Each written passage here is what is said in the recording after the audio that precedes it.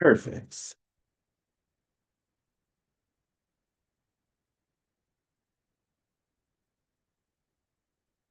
Then Schaefer's in the meeting room.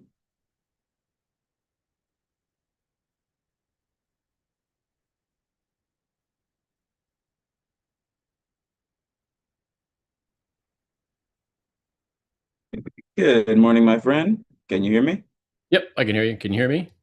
Yes, I can. All right. So Hey, just to get it right, is it Jamil or Jamal or how do I pronounce it? yes. Jamil. Jamil. Okay, great. Just want to make sure. Didn't Thank want you. to put the emphasis on the wrong syllable there. Oh, no, you're just fine. Thank you, Mr. Schaefer, for coming to us today. Here, first, I Yes, better go sir. on ahead and tell the audience what's happening because I do Okay. live stream these things. Oh, okay. My friends, welcome to another wonderful episode of Share the Love podcast. Today we've got Mr. Dan Schaefer. He is running for Missouri's 97th House District, and he's ready to make Missouri a more beautiful place where we can prosper in health, education, economics, and of course, maintain democracy in a very, very tense and volatile time where it is being attacked.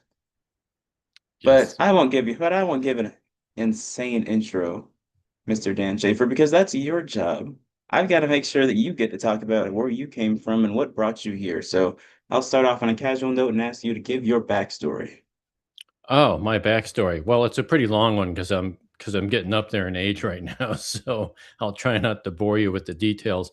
I spent most of my career as an engineer. I was trained as an electrical engineer, and I graduated from the University of Missouri Columbia back in '82, and yeah, just worked as an engineer. Also got out a little bit and worked with salespeople. Worked international sales for quite a while, traveled internationally, and so have a lot of broad experience from that perspective. Worked in training for a while, even worked in marketing for about 4 years. So have a fairly large, broad background. Most recently, I moved back to St. Louis. I lived in Los Angeles. Well, let me start over. I grew up in the St. Louis area, but I moved to Los Angeles about 1985 ish, and consequently, the LA Rams moved to St. Louis at the same time. I had nothing to do with that. But then when I after working in Los Angeles for many years, decided to come back to St. Louis because I lost my job out there. Found a job here in St. Louis as a software designer and moved back to St. Louis. And consequently, the Rams moved from St. Louis back to LA at the same time. So I swear I had nothing to do with that. So my background is that's pretty much it. I got involved in politics for various different reasons. Um, but in 2016 was kind of a wake up call for me. I was always interested in politics, but 2016, when I saw Trump win, I thought, oh, this could be really bad. You never know, right? Because I thought, well, maybe okay, who knows? But it's actually worse than I thought it was going to be. So I ended up doing a podcast for probably about 2 or 3 years there. I started in like 2018, 2019-ish, joined a political party called the Alliance Party and did their podcast for them for several years, over 100 podcasts for them, and got to interview a lot of people out there, a lot of fairly famous people, and which I was surprised at because all you got to do is say I'm a podcaster, and a lot of people just say, "Sure, I'll talk with you." Um, but after that, I kind of dropped out of the Alliance Party, a little bit disappointed in them. And I started my own podcast called Democracy on the Move. Technically, it's still a podcast; it's still up there and running, but I haven't recorded a show since I decided to start running for office in early 2024. Actually, toward the end of 2023, I got involved with someone who was running for U.S. Congress and decided to help him out. So I dropped the podcast around that time, and then in early 2024, March of 2024, I decided to join the Democratic Party because I'd been an independent up to that point, and decided to run for the Missouri House of Representatives, District 97, because nobody else was doing it. and, Mhm. and I figured, no, if nobody else is going to do it, I better do it. I actually was kind of goaded into it by the Democratic Party because I called them up one day and said, "What's going on? You have nobody running in this district here. Had nobody running last time." And they said, "Well, why don't you run?" Mm-hmm. So I kind of got roped into it that way. But it turned out to be a lot of fun. It was a lot of hard work, more work than sort of unfocused sort of work in 2024. But I still managed to walk away with about 35.5% of the vote, which is not too bad in a red district like this. And I think that this time I'm approaching it in a little bit more organized fashion. And yeah, I should be able to get hopefully more than 35.5% of the vote this time. I hopefully will win this time, but we'll see. So that's my story, and I'm sticking to it. Oh yeah. Well, I hope that you win as well. But yeah, The feeling is mutual. I know you're running as well, so yeah. Being a politician is important, but I'm glad you gave that backstory because people need to make sure they know who you are. yeah. In fact, Mr. Schaefer, let me ask, when people in House District 97 meet you at the door, how do you want them to feel, and what do you want them to remember about you once you walk away? What aspects of you do you want to exemplify in this run? That's a very good question because, I think I got that wrong in 2024. I was kind of fighting the culture wars back then. We were talking about women's bodily autonomy. We were talking about unions and things like that, which are all very valid things. But the culture wars can be a real distraction. And so this time around, I'm focusing on the issues that really matter to Missouri. We're talking about, Mhm. why are people having to work two, sometimes three jobs, and still not able to make ends meet? While billionaires are getting tax breaks. I don't know if you're aware of what's going on in Missouri here, but there's some serious discussion about getting rid of all income tax, and so making up for it with sales tax. Well, I mean, that's just a very regressive sort of tax structure, and it's just insane. These types of discussions used to be considered insane, 20 years ago, and now it's like they're talking about it like it's like they're seriously considering it. And I'm like, you guys got to be kidding me. Um, we have a situation in America right now where healthcare is bankrupting our families, and that's the leading Mhm. cause of bankruptcy is healthcare. Um, in Missouri here, and I think Illinois has similar challenges. They keep beating this drum about parent choice. We want to have choice for our schools. Really, what that's cover for is they want the state to pay for private schools so the rich people can get subsidized for sending their kids to school. And meanwhile, they're taking the money out of public schools to do this.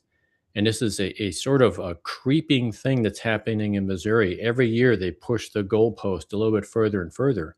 Last year, they put 50,000, or I'm sorry, $50 million into something called Mo Scholars, which is a scholarship program for private schools. And these private schools, 98% of them, more than 98% of them, are religious private schools. So, we're in a situation where the state is subsidizing religious private schools and taking money directly out of the general fund, which would go to our normal schools, our normal public schools. And they've been underfunding public schools for a while. And even though they'll tell you different, I have the numbers on my side to show they've been underfunding public schools tremendously over the last 20 years. Another big thing is housing. And I've been around for a while. Like I said, I graduated in 1982. Back then, you could buy a house for about two and a half times your median salary. I'm talking about Missouri here specifically. About two and a half times your median salary would be able to afford the average home. Now that ratio is close to 6 to 1, and this is a situation where where it requires both mother and father to work. So, I don't know, Jamel, how where environment you grew up in, but, when I grew up, it was like one wage earner was enough to feed the entire family and, be able to afford a house, a car, and send the kids to college and so on. That's the environment I grew up in, which may be somewhat naive these days, but these days, you got both parents working. Then they have to find daycare for their children. And so, the Republicans especially, they keep banging this drum saying, "Hey, we've got a population problem here. We're not people are choosing not to have kids." And I say, well, duh.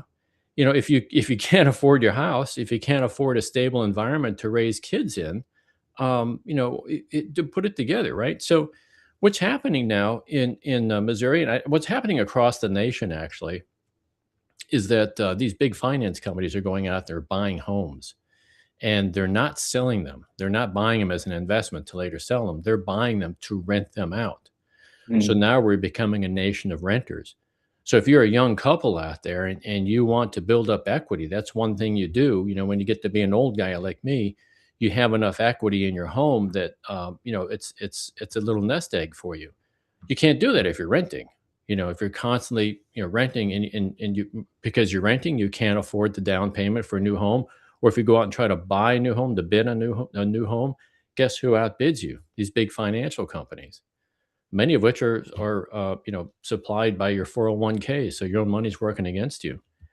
Um, Another thing is, politicians these days, they work for their secret donors. They don't work for the people, and I think that's a foregone conclusion. And one thing I'd like to do in Missouri is to get rid of what we call dark money.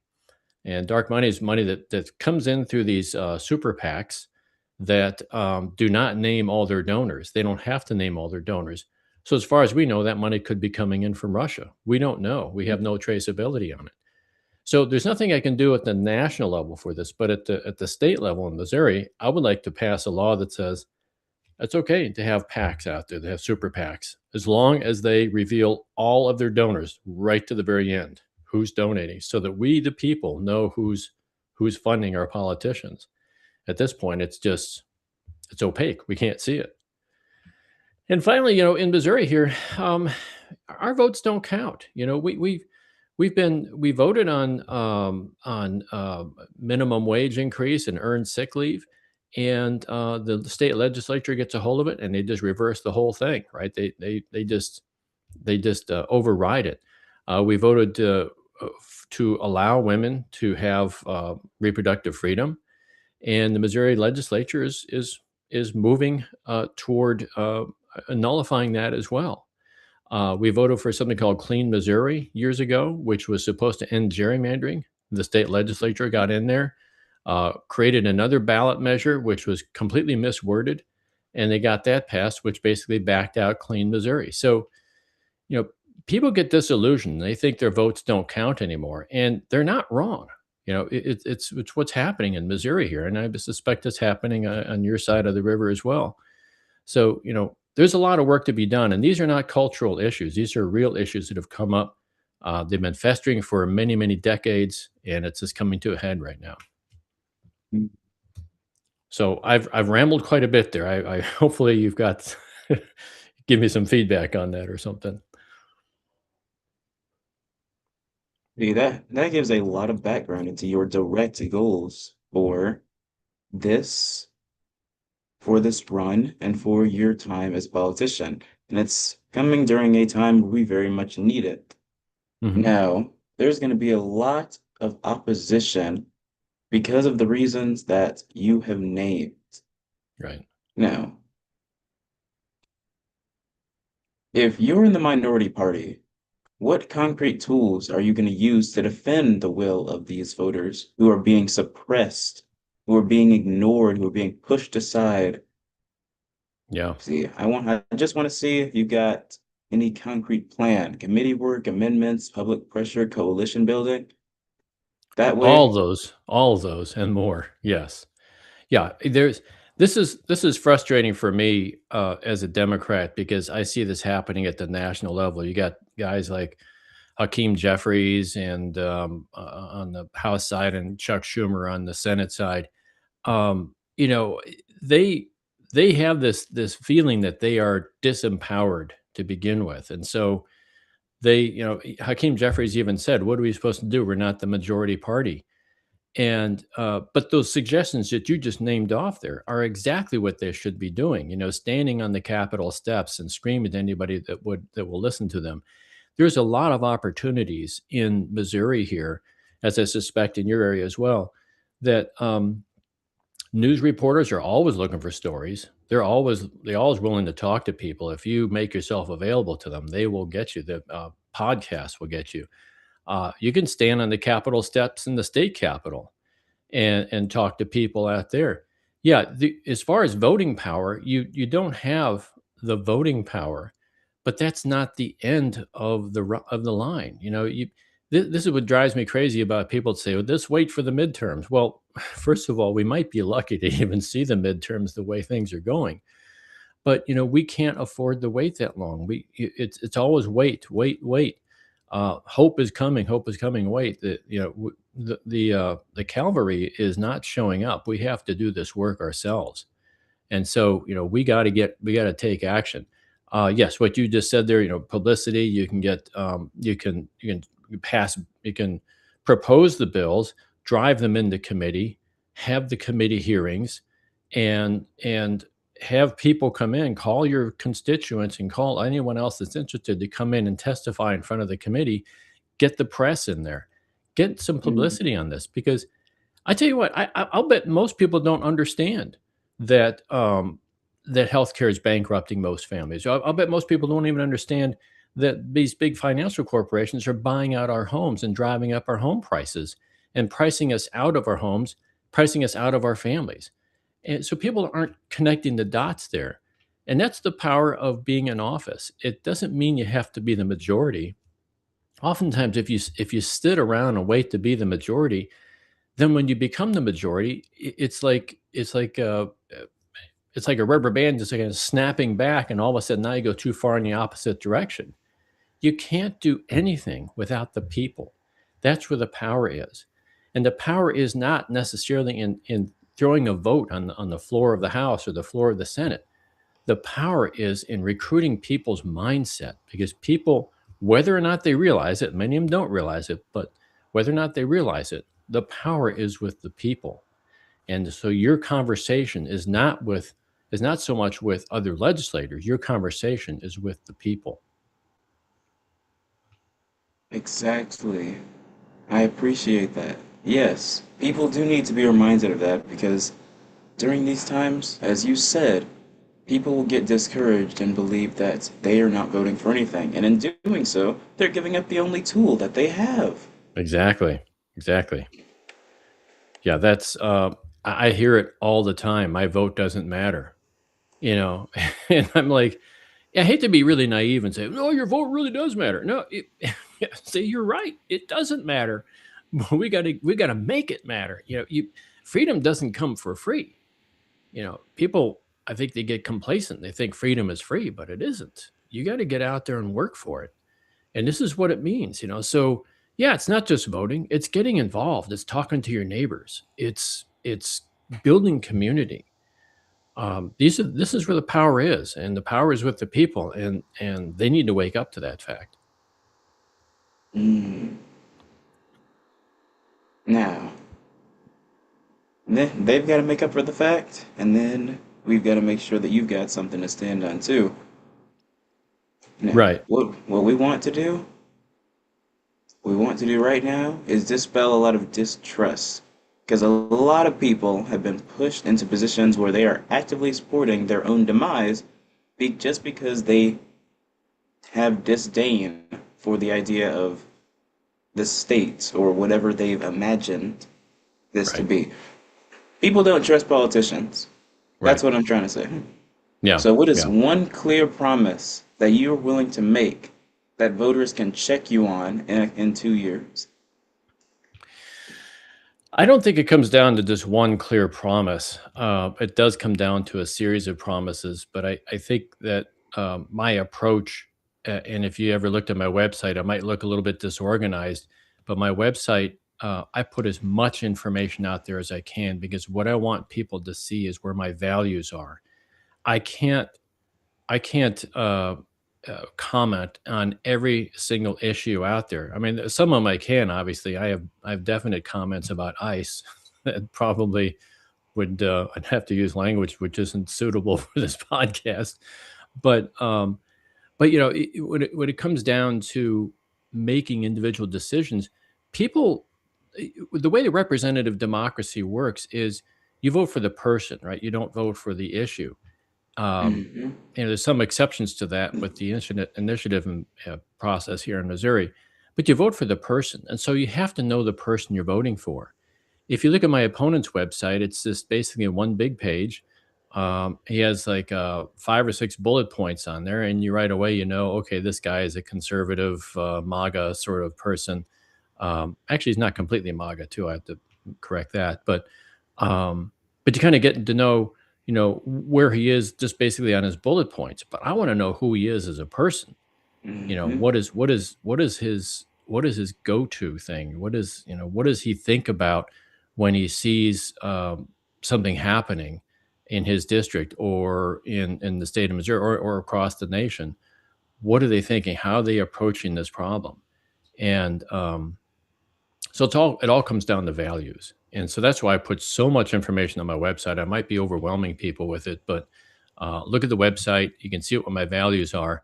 Vote for the values, and I will make decisions consistent with those values. So you mentioned your website, and because of that, I'm going to go ahead and pull it up here. Okay. I'm going to make sure that people can see exactly what we're talking about. I have to fix that picture. That's back when I was trying to grow a beard. Didn't work out so well. But We have an entire and very nice, very extensive section just meeting you, making sure we know who you are. And on that note, I'm going to circle back to a more personal topic. I want you to tell me about a time when doing the right thing has cost you something. Time, money, resources. And I want you to use as much detail as you can for our wonderful viewers here. oh, um, well, I would say, I mean, you're making me think about my whole life right now, but I'll come up with something a little bit more recent. My decision to run, to me, that was the right thing to do. Um, has it cost me? Yes, it cost me a lot of my personal time, a little bit of money, a lot of personal time. It took me clearly out of my comfort zone. I didn't like, I don't really necessarily like knocking on people's doors and then engaging with them. Or at least I should say, I didn't like it at first. I've gotten to like it because I find out that people aren't as scary as you might think they are. Even the when I knock on a door with a MAGA person answering the door with a MAGA hat on, which actually happened one time. Um, so the guy was friendlier than I thought he was going to be. So in fact, I outright asked him, I said, "Are you gonna pull out your shotgun?" He just starts laughing and says, "No." Um, so, I mean, that's cost me a bit there, and, there's also this threat now that, there's a very real threat with, Immigration and Customs Enforcement, or ICE. They seem to be in hyperdrive these days, and that affects me because my wife is from the Netherlands. She's not a citizen. She is a legal resident. She's been here since like 2008, and you know we're um, we're happily married. But we were traveling recently. We took a break and went down to Cancun. First time I've ever been there. It was absolutely amazing trip. But we're coming back, and she's stressing out because right there in the customs area, there's ICE standing right there watching everybody, and she's Hmm. sweating bullets. She's saying, "Let's get out of here. Let's get out of here." And I'm like, "Don't panic. Don't panic. Let's just walk normal."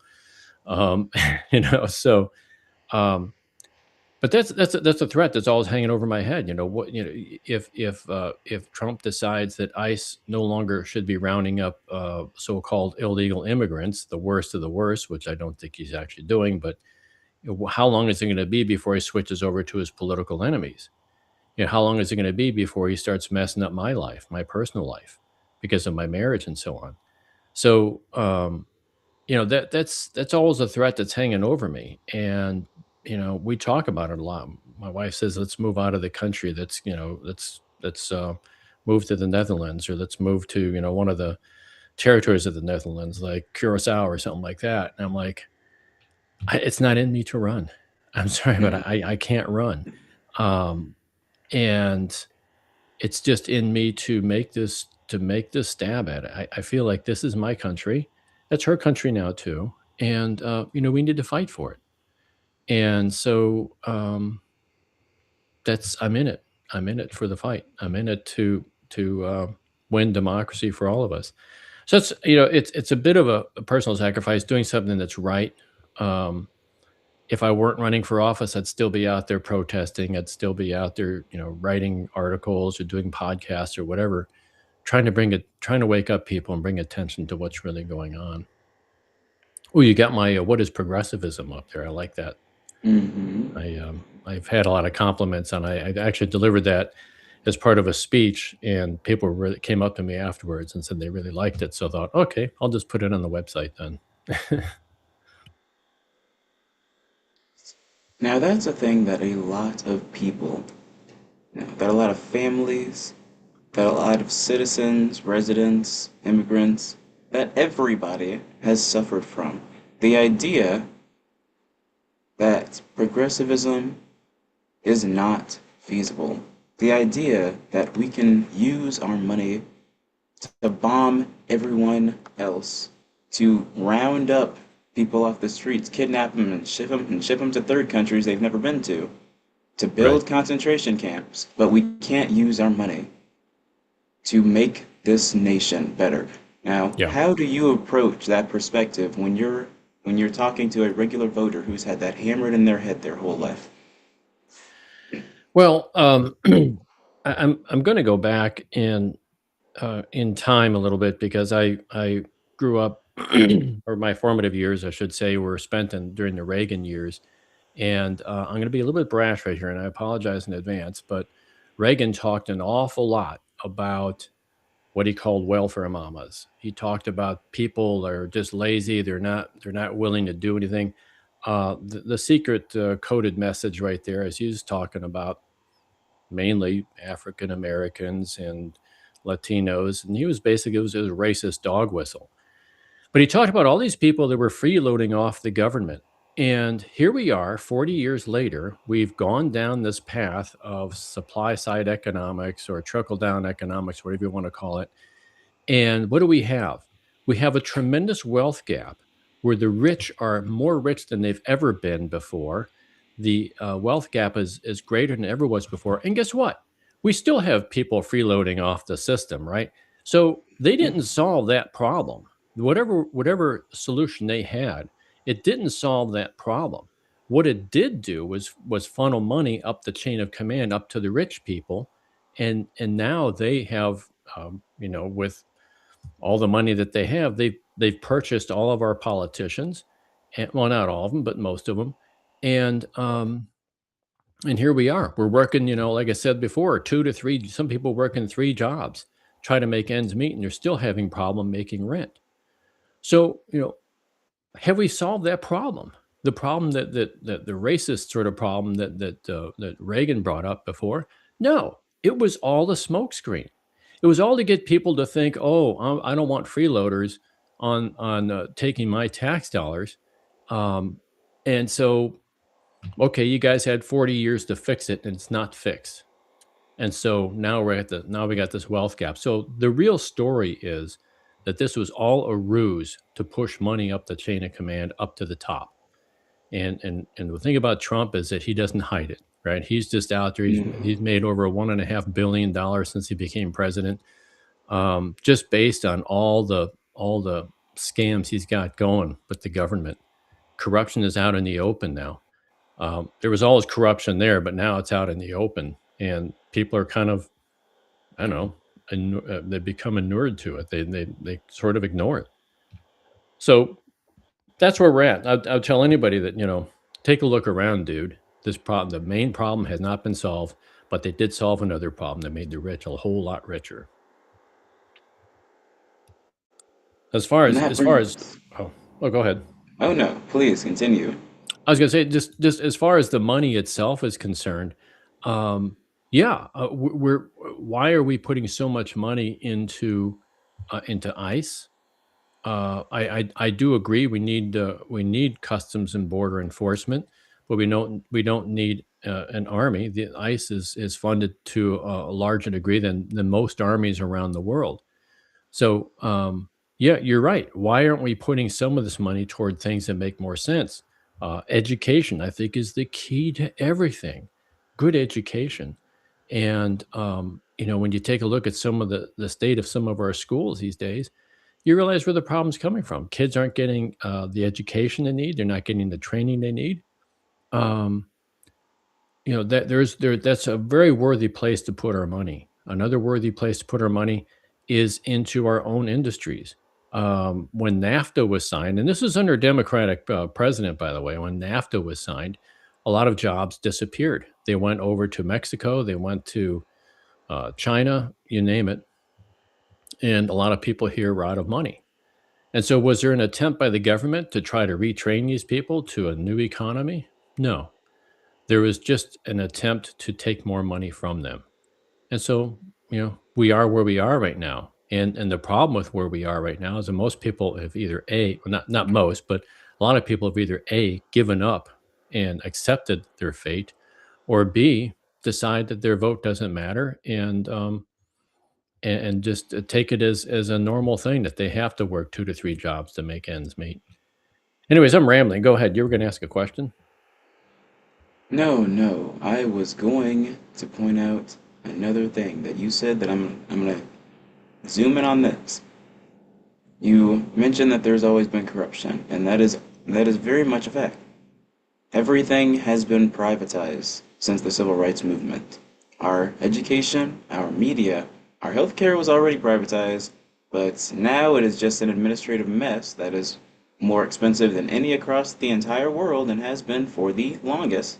Even though Yeah. we have very few people receiving anything, we still spend way more money comparatively and per capita than anybody else. So Okay. my question is, at least at the Missouri level, since a lot of these issues have been growing because people have been ignoring their root cause, I want to ask you, are you willing to circle back, to go back and find the root cause and then tackle that? Because a lot of people, especially Dems, people blame them because they're the Progress Party, or they're supposed to be, but they don't want to fix these actual large and all-encompassing issues that have been the fuel for everything that we're seeing right now. Yeah. Yeah. No, you're right. I think people don't see it for several reasons. One is that mainstream media has been captured by the very people who are making the money, right? So you have to go to different forms of media. I go to ProPublica, NPR. Um, I go to the UK. I go to like the BBC or the Guardian. Al Jazeera is actually quite good too. They have a bureau in the United States as well.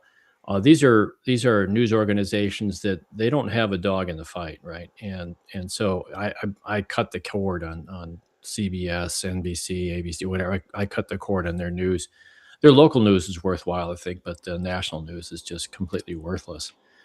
The root cause, though, it is yeah. We can talk about the rich, how they got richer, and all the things. But I think that the root cause behind that is that people have been manipulated over the years to believe in false gods. Hmm. And as I said before, when Reagan came out with his extremely racist sort of diatribe, um, he was pointing at a false god. Um, and so that's the heavy lift in politics these days. It's not just running for office. I mean, anybody can run for office and they may even win. Like I may even win. But that's just the beginning. And going to the legislature and legislating bills and so on, that's not even my most important task. My most important task is to make sure that people understand what's really happening out there, that the wealth gap is what's killing us. And we keep doing things like giving more and more tax breaks to the wealthy. We've been doing that in Missouri for quite some time now, and that's got to stop. But it's hard to stop something unless you have popular support behind you, because, as I said before, and I said so many times before, the real power is with the people. They just don't know it. Now, there are many, many ways that we can directly target these issues, but I want to make sure that we get a specific example. What do you believe is the first thing that you wish to tackle when you get into that seat? I'm talking about big things, and I want you to be honest. If it makes you angry because it's hurting people, I want you to be that. Well, to narrow it down to one thing is very difficult for me, but I'll just pick one. Let's talk about public schools. Let's talk about how they are being defunded in Missouri. Missouri has this thing called the funding formula for schools, and it basically consists of several different variables. Um, and one of them is what they call the SAT, which is the state aptitude target, I think is what it is. It's not like the SAT test you take when you're in high school or something. This is state aptitude target. And what they do is they take the highest performing schools, school districts in the state, which I think there's 514 of them. They take the highest performing ones and they say, okay, how much money are we spending per student? And that's the baseline amount that enters into this target. I mean, into the formula, the funding formula. And back in 2005, when they last did a rewrite of this law, um, the SAT, the state aptitude target, was somewhere around $6,100 per student per year. Now, fast forward to today, it's about 7,300, 7,400, or something like. It's basically an 18% increase since 2005. At the same time, inflation has increased 65%. So you're talking about, the Republicans like to say, "Oh yeah, we're funding the schools because look at all this extra money we've given to them." And I say, "Yeah, but you guys haven't kept up with inflation at all. You've fallen way behind." At the same time, Missouri tries to take money out of the general fund and put it into what I called earlier Mo Scholars Program, which is which it steals money from the general fund in two different ways. One way is that it uses a tax credit system. So I don't want to get bogged down on the details here, but if you're gonna take advantage of a tax credit, you can basically write a check to most scholars and get 100% credit for that off of your state taxes.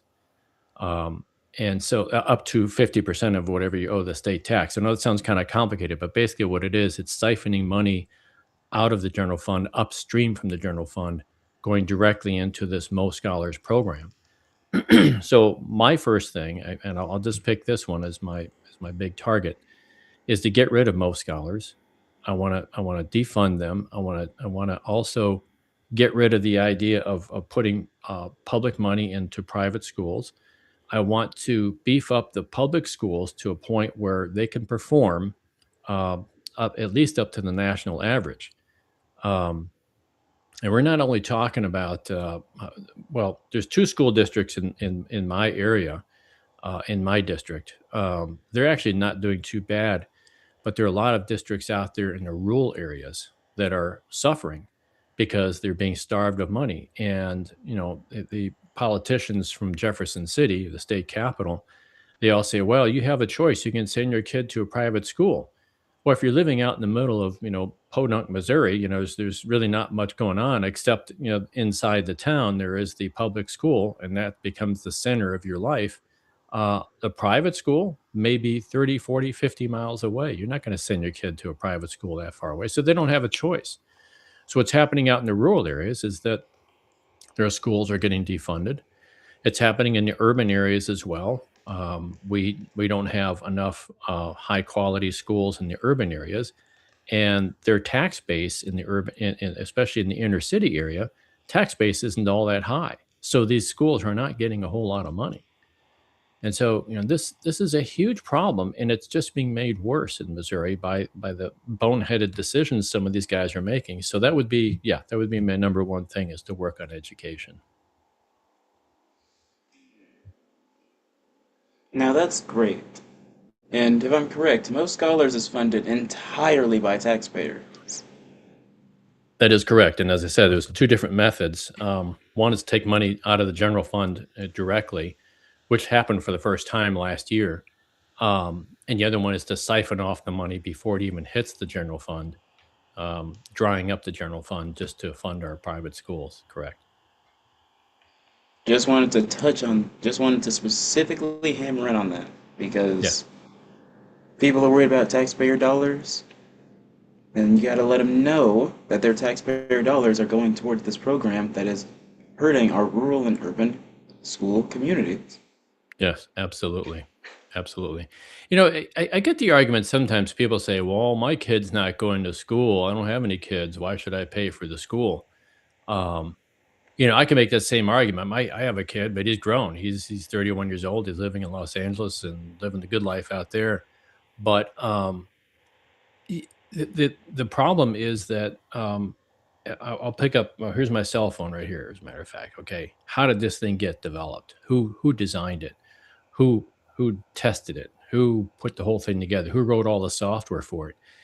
This is an example of what we go through in society when we have an educated base. We get all of our toys, we get our cell phones, we get the roads being built, we get have a problem in your house with your you need an electrician or something, you get an electrician there. All these people are educated, and so all this education that we do for the next generation, yeah, it may not be your kids in the system, but you can't sit there and tell me you're not depending upon the kids that are in that system to come out there and perform the services that you need, right? So that's it's a fairly high tax, but I would tell anybody that, the more kids we have educated, the better off our society is going to be. The public school system started as an experiment back in the early 1820s, and it was started in Massachusetts, and it was designed to address disparities in education among people, and it standardized education, and it also publicly funded it.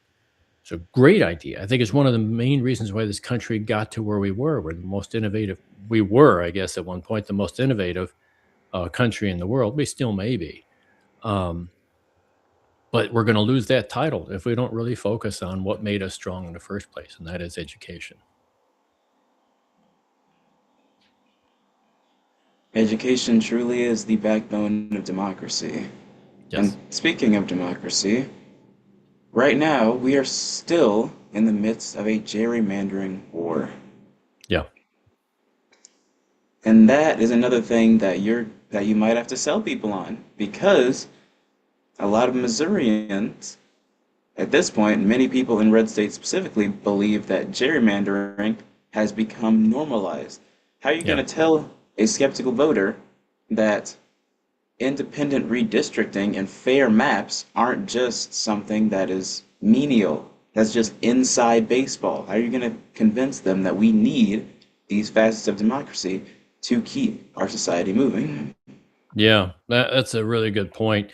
There are a couple things we can do for gerrymandering. One of them that was proposed in a book I read called the Politics Industry by was it Catherine Gale and Michael Porter, um, is to create multi-winner districts. Now we can't really do this so much with U.S. congressional districts, but multi-winner districts are, let's say, in the state district, we take my district 97, we combine it with the 110th or 111th, and yeah, 110th, I think is adjacent as well. Let's say we combine all three of those together. Then when you go to the polls, you vote for three people, right? So out of a panel of maybe 10, you say, like, who's your favorite three or whatever. And that sort of mitigates the effect of gerrymandering. But we have to also understand that gerrymandering itself is a Achilles heel that's been built into our constitution, and I'm really not sure how to really address that, because you're always going to suffer from some accusation of, oh, you drew this line this way instead of that way, therefore you're encompassing more voters. um yeah, it's a difficult nut to crack, but I think we can start by pushing ideas like multi-winner districts, and see how that turns out for us. There's some states, of the state of Washington, I believe, has it, They've combined like two districts into one and across much of their state. So that's one way of doing it. Another way is, ranked choice voting. I know that may not directly address gerrymandering, but ranked choice voting um, sort of makes sure that the person who does win has a mandate, right? Has Mm. 50% or more of the vote. So it's basically just like instant runoff voting, and I think Georgia has instant runoff voting. I know for their senators because we experienced that in 20 was that 22 or 2020? No, it was 2020, I think. Um, in the case of Georgia, they had to call everybody back to the polls, and that's okay. Let's vote again. Uh, ranked choice voting is just instant runoff, so that you don't have to go back to the polls again. It's a lot cheaper. So those are some ideas that I would like to push in Missouri. I'd say that the most common type of voter reform that we have is independent redistricting. So that'll probably be the easiest one to sell people on, especially since ranked choice and multi-choice voting are concepts that America hasn't quite gotten used to. They're very common styles over in other nations, but Right. anybody who's not familiar with comparative politics, they're going to be hit by that and think, oh, that's a lot. Yeah, yeah. It is a lot to take in. You're right. And when the Constitution was first written, that was just sort of it was a radical idea to have people vote to begin with, to vote for their leaders to begin with. So I think they didn't get that right. I think they should have had some sort of a, a ranked choice voting situation. We could also do it in things like in our primary elections. You know, when Trump was out there back in 2016, he was in a field with what must have been like 16 other Republicans out there. Jeb Bush was out there, and I don't know, Ted Cruz, etc. You're all out there vying for presidency, and Trump never won a majority throughout his whole primary experience. At least toward the beginning of his primary experience, all he had to do was beat anybody else. So if you have, like, for example, if you have 10 people running, well, the guy that if everybody makes 9.9%, well, the guy that makes 10% is going to win. And that's hardly a majority, right? So that doesn't seem fair. Um, but you're right. I mean, this is a big argument. People in this country are probably not ready to jump in with both feet, although they did that in Alaska recently. Um, but it's going to take a while. I think you're right. It's going to take a while to get that across the nation. And I want to go back to these direct democracy attacks. Uh-huh. So you mentioned all of our propositions that were passed: abortion rights, minimum wage hikes, paid sick leave, and now the state is putting up blocks. They're not only combating it, but they're trying to increase what is required for citizen initiatives so they are not faced with them anymore.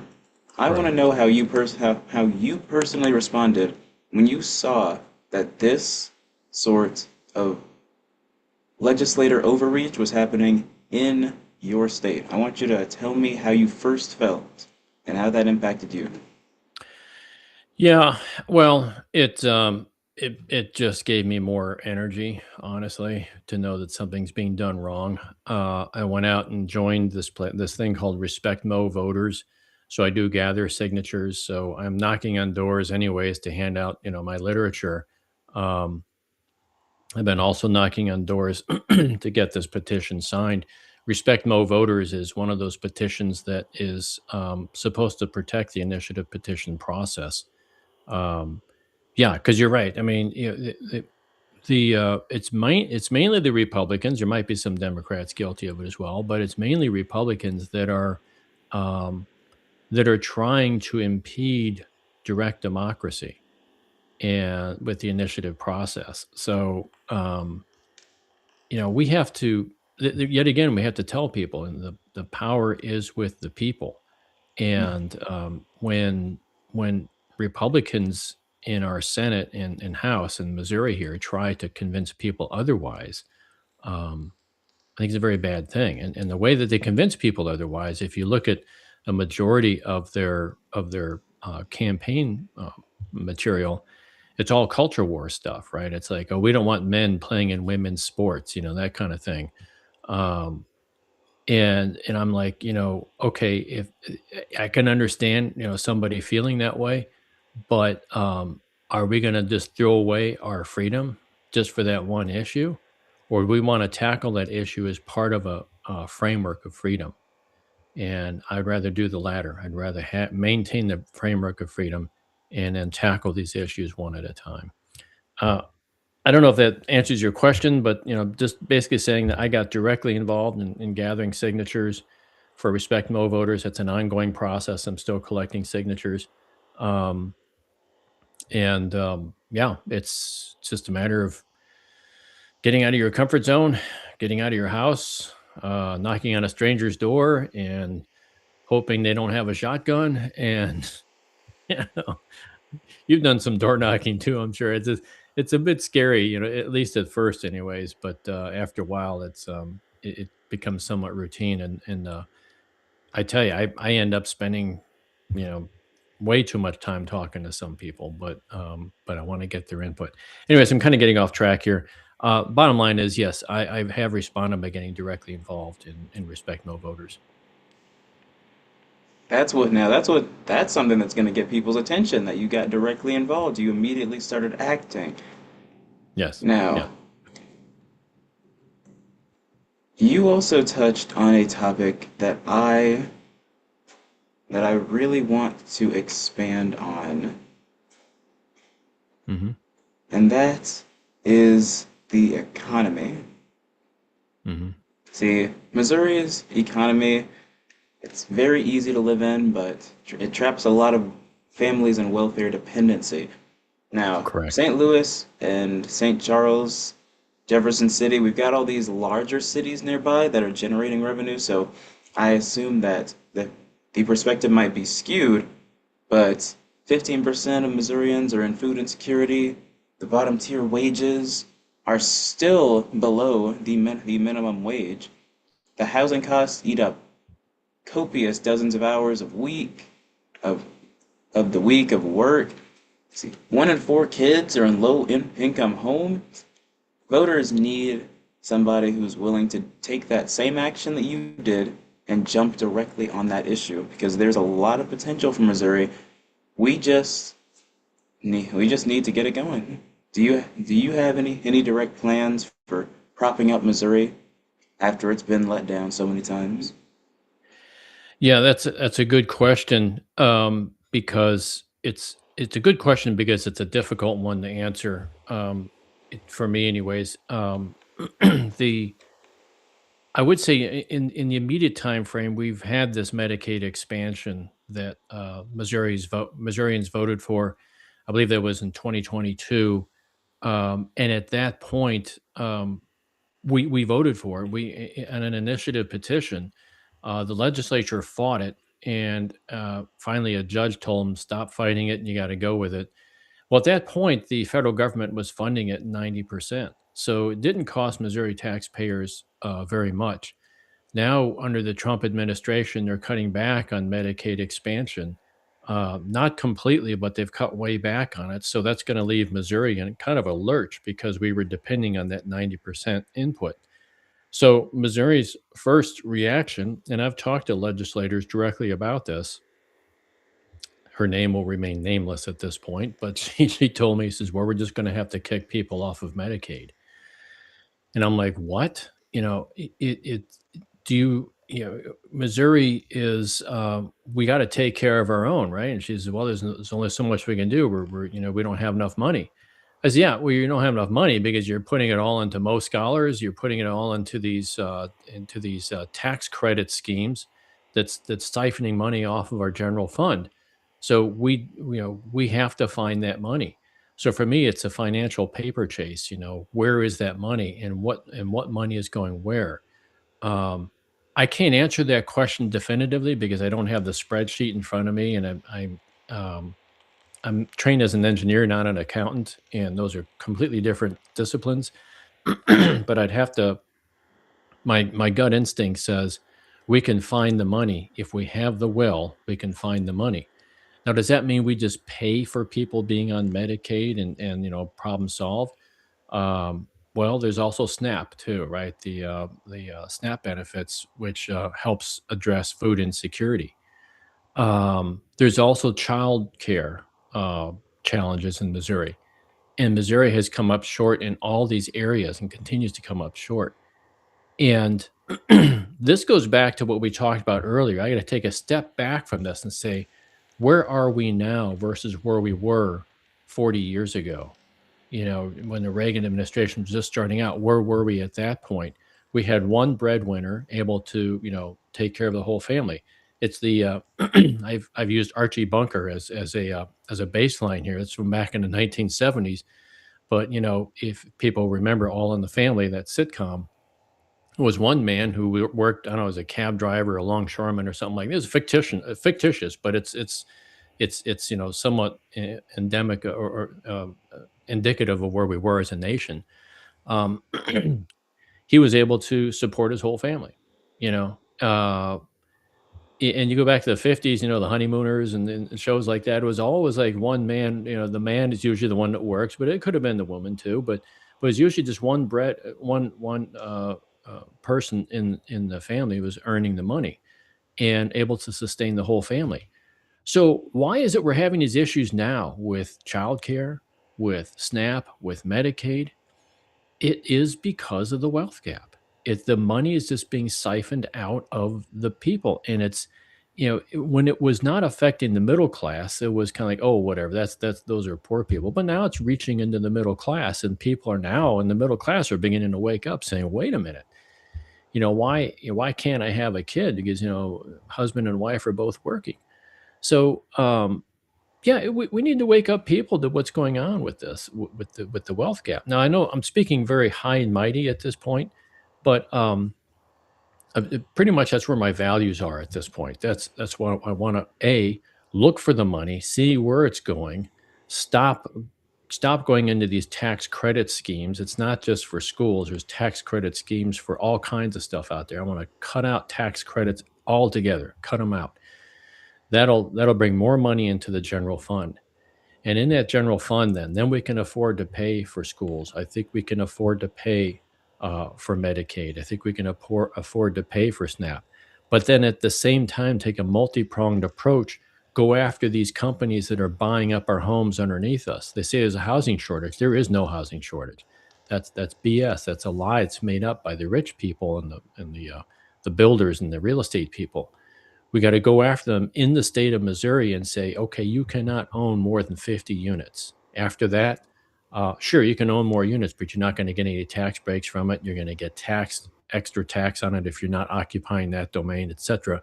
We can make it very, very expensive for companies to go in and buy all these homes out from underneath people, and that will bring the housing prices down, make housing more affordable for people. Um, and yeah, we got to work on minimum wage. We got to work on getting people the $15 minimum wage. I think that's inadequate even today. It's got to be even higher than that. Uh, Unions are another key thing here. We've gone from a tremendous union membership back in the 1950s, 60s, and 70s to they were over 20% of the workforce back then. Now it's like 10% of the workforce. I don't know the exact numbers, but it's cut in half from where it was. And these are organizations that are designed to protect the working person. And we've gotten rid of all that. So we got to educate people and say, we got to bring this stuff back. You want the good old days back again? Fine.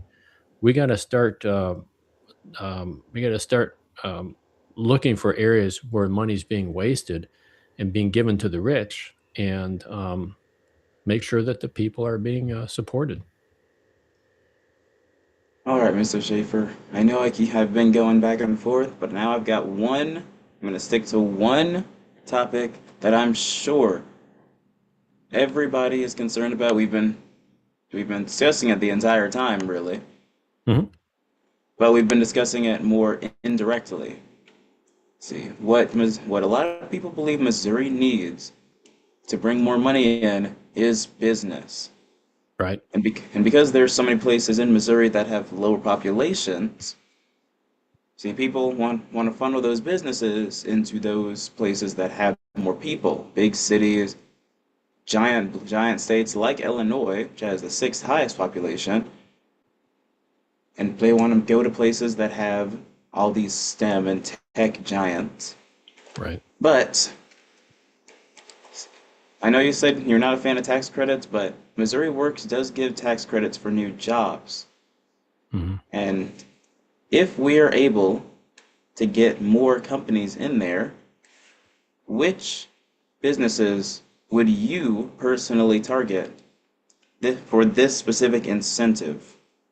Right. Who would you try and convince to come into Missouri using this little gift? Manufacturing, tech, logistics, what industry would you try most to integrate into your district? Well, there's a lot of there's a few things you asked there, but focusing on which industries. Yeah, I mean, agriculture is obviously a big one in this state, but that's being taken over by large ag companies. Mm. Um, I wouldn't mind seeing like high tech coming into this area. We've got Washington University has a very good engineering program. St. Louis University, that's right here in St. Louis. We've Mm. got the technical school in Rowlett. They used to call it University of Missouri Rowlett. I forgot what it's called now. Very good engineering school still down there. We have Mizzou. I went to engineering school there. I think we need to beef that program up a little bit more. Mizzou's kind of gotten out of control recently, in my opinion. We've got Kansas State University. I mean, University of Missouri, where it's out in Kansas City somewhere. I don't get out to that end of the state that often, so anyways, we have a fairly large education base, but what happens is we have a brain drain, right? People like Mm. me, when I graduated in '82, I worked here for a few years. I worked for Emerson Electric, and then I decided I'll take a job on the West Coast and just kind of hang out there for a while. Um, that so we need to make it. We have an education base here. As far as tax credits go, you're right. Tax credits can be used for good things, but everybody has a different idea what a good thing is, right? So I think tax credits are a lazy man's way of saying let's fund something without actually going to the legislature and asking them for it, or make it invisible. Because if the legislature allows you to do a tax credit, it's sort of an invisible tax on people. I'd say no. I'd still get rid of all tax credits, and if Missouri wants to directly fund some pro business activities, let's get it through the legislature. Let's get it into the budget and do it that way. Let's do it. Let's do it right. Let's do it. The big word here is transparently. Let's do it transparently. Yes, we do need to attract business. There's one thing I don't want to do though, and this has been done last year, um, is allow businesses to take money before the product is delivered. Okay, like for Mm. example, you go to a car dealership to buy a car, but what would happen if, say, 5 years? Say you look at your car and say, "Well, this car will last another 5 years. I'll buy a car in like 5 years from now." The car dealership says, "Okay, start paying us for it now." It's like, no, yeah, I'll pay for it after the car is manufactured and delivered, and then I'll pay for it, right? Well, they're doing the same thing with utilities here in Missouri. The state legislature has voted. My opponent voted right along with it. Has voted to allow utility companies to charge for construction works in progress. CWIP is the abbreviation, and that's an important concept because CWIP basically allows companies to um, charge for a power plant that's not built yet, or charge for a gas processing plant that hasn't been built yet. And what that does is it makes people invest in things, and the way it's sold to the people is like, well, we have to increase our power grid so that we can lay down the path for industries to come moving into Missouri. Okay, so I get that. They want to pay for industries to move into Missouri, but that's going about it the wrong way. If you want to build another power plant, do it the right way. Go to the financial people who have the money. Get a loan for whatever it is, 5, 6, 7%, um, and do it that way, or maybe even get a bond too. But don't just start allowing the utility companies to charge people for things that haven't been delivered yet. Another thing that Missouri tends to do, a lot of states do this, is they will give tax breaks to businesses that move into the state. And I think that's going about it all wrong because what that does is says we will pay you to move into the state because you're going to generate jobs for us. Now, to me, there are two ways. I've spent a lot of time in sales. There's two ways to sell something. You can sell on cost or you can sell on value. And the people who are selling cost are the weak ones. They're the weak salesmen because as soon as they get in trouble, the first thing they do is reduce the cost. And I tell you, they don't last very long in a company because companies don't want you slashing the price of something. What they want you to do is sell it on value. This, yes, it costs, $10 million, but here's the value it's going to deliver for you. It's going to deliver, $20 million over the next 5 years or whatever. So here's your value. That's what Missouri has to take our approach with other with companies. We have to beef up our education system so that Missouri is a great place to live. We have to make sure that we're maintaining things like the zoo in St. Louis, a great zoo, and it's like one of the only free zoos in the world, and it's a wonderful zoo. Um, and Kansas City has their downtown plaza area and stuff. These are great places to hang out, especially for younger people. It just the vibe is really really good. Downtown St. Louis, they built up some areas like around Ballpark Village and such. It's a great place to spend some time there. So these are the things that attract business. When somebody's considering moving into the area, the first thing you do is to look at the housing. How much does housing cost? Um, how safe is it? Is there good infrastructure in place to good laws and police, et cetera, to enforce it? How are the schools doing? Are the schools doing really well? If you got all those things, you can attract a business to come into town because you have value at that point. And the only thing they can do now is sell on cost. And that's what they're doing, but by allowing these utility companies to charge for construction works in progress. That's what they're doing every time, say, Amazon or Google or something says, oh, we're going to locate an office in Missouri. The first thing the governor does is rushes out there and says, okay, we'll give you a tax break to come into Missouri. I say, screw that. Sell them on value. Take them around Missouri. Show them what Missouri has to offer. We have Mhm. a lot to offer. I mean, as bad as sometimes I get down on the state, there's a lot of stuff in Missouri that is absolutely wonderful. And we've done a great job with conservation. I don't know if you've been out to Mark Twain National Forest recently, or last few months ago, my wife and I took a trip down to Johnson Shut-ins. The first time she's been down there, and I'm like, man, this I could spend days down there. It's Lake of the Ozarks, Table Rock. I mean, it's these are great places to go, and this is what we should be selling people on. This is the life you can afford, and this is it doesn't have to be St. Louis. I'd like it to be in my territory, of course, but it doesn't have to be in my territory. It just has to be in the state of Missouri, and Mhm. we can build up our businesses that way. Sell them on value, not on cost. Exactly. That is a beautiful statement. Missouri is very beautiful, and we may be in the big city area, so we're not facing as many financial issues, but that does not mean there isn't so much more to see in Missouri, especially the caves. I love the caves Oh personally. yeah, yeah. Oh my Hmm. God, it's there's so much to do. I lived in California for many years, and I moved back from California. And people say you're crazy moving back to the Midwest. But I like a good thunderstorm once in a while. I don't like it to get too violent, which it does. It did very recently. But I like the changing of the seasons. The wildlife here is absolutely amazing. There's great places. I lived in Southern California for like almost 30 years. There's great places around there too. You're really gonna know where to look.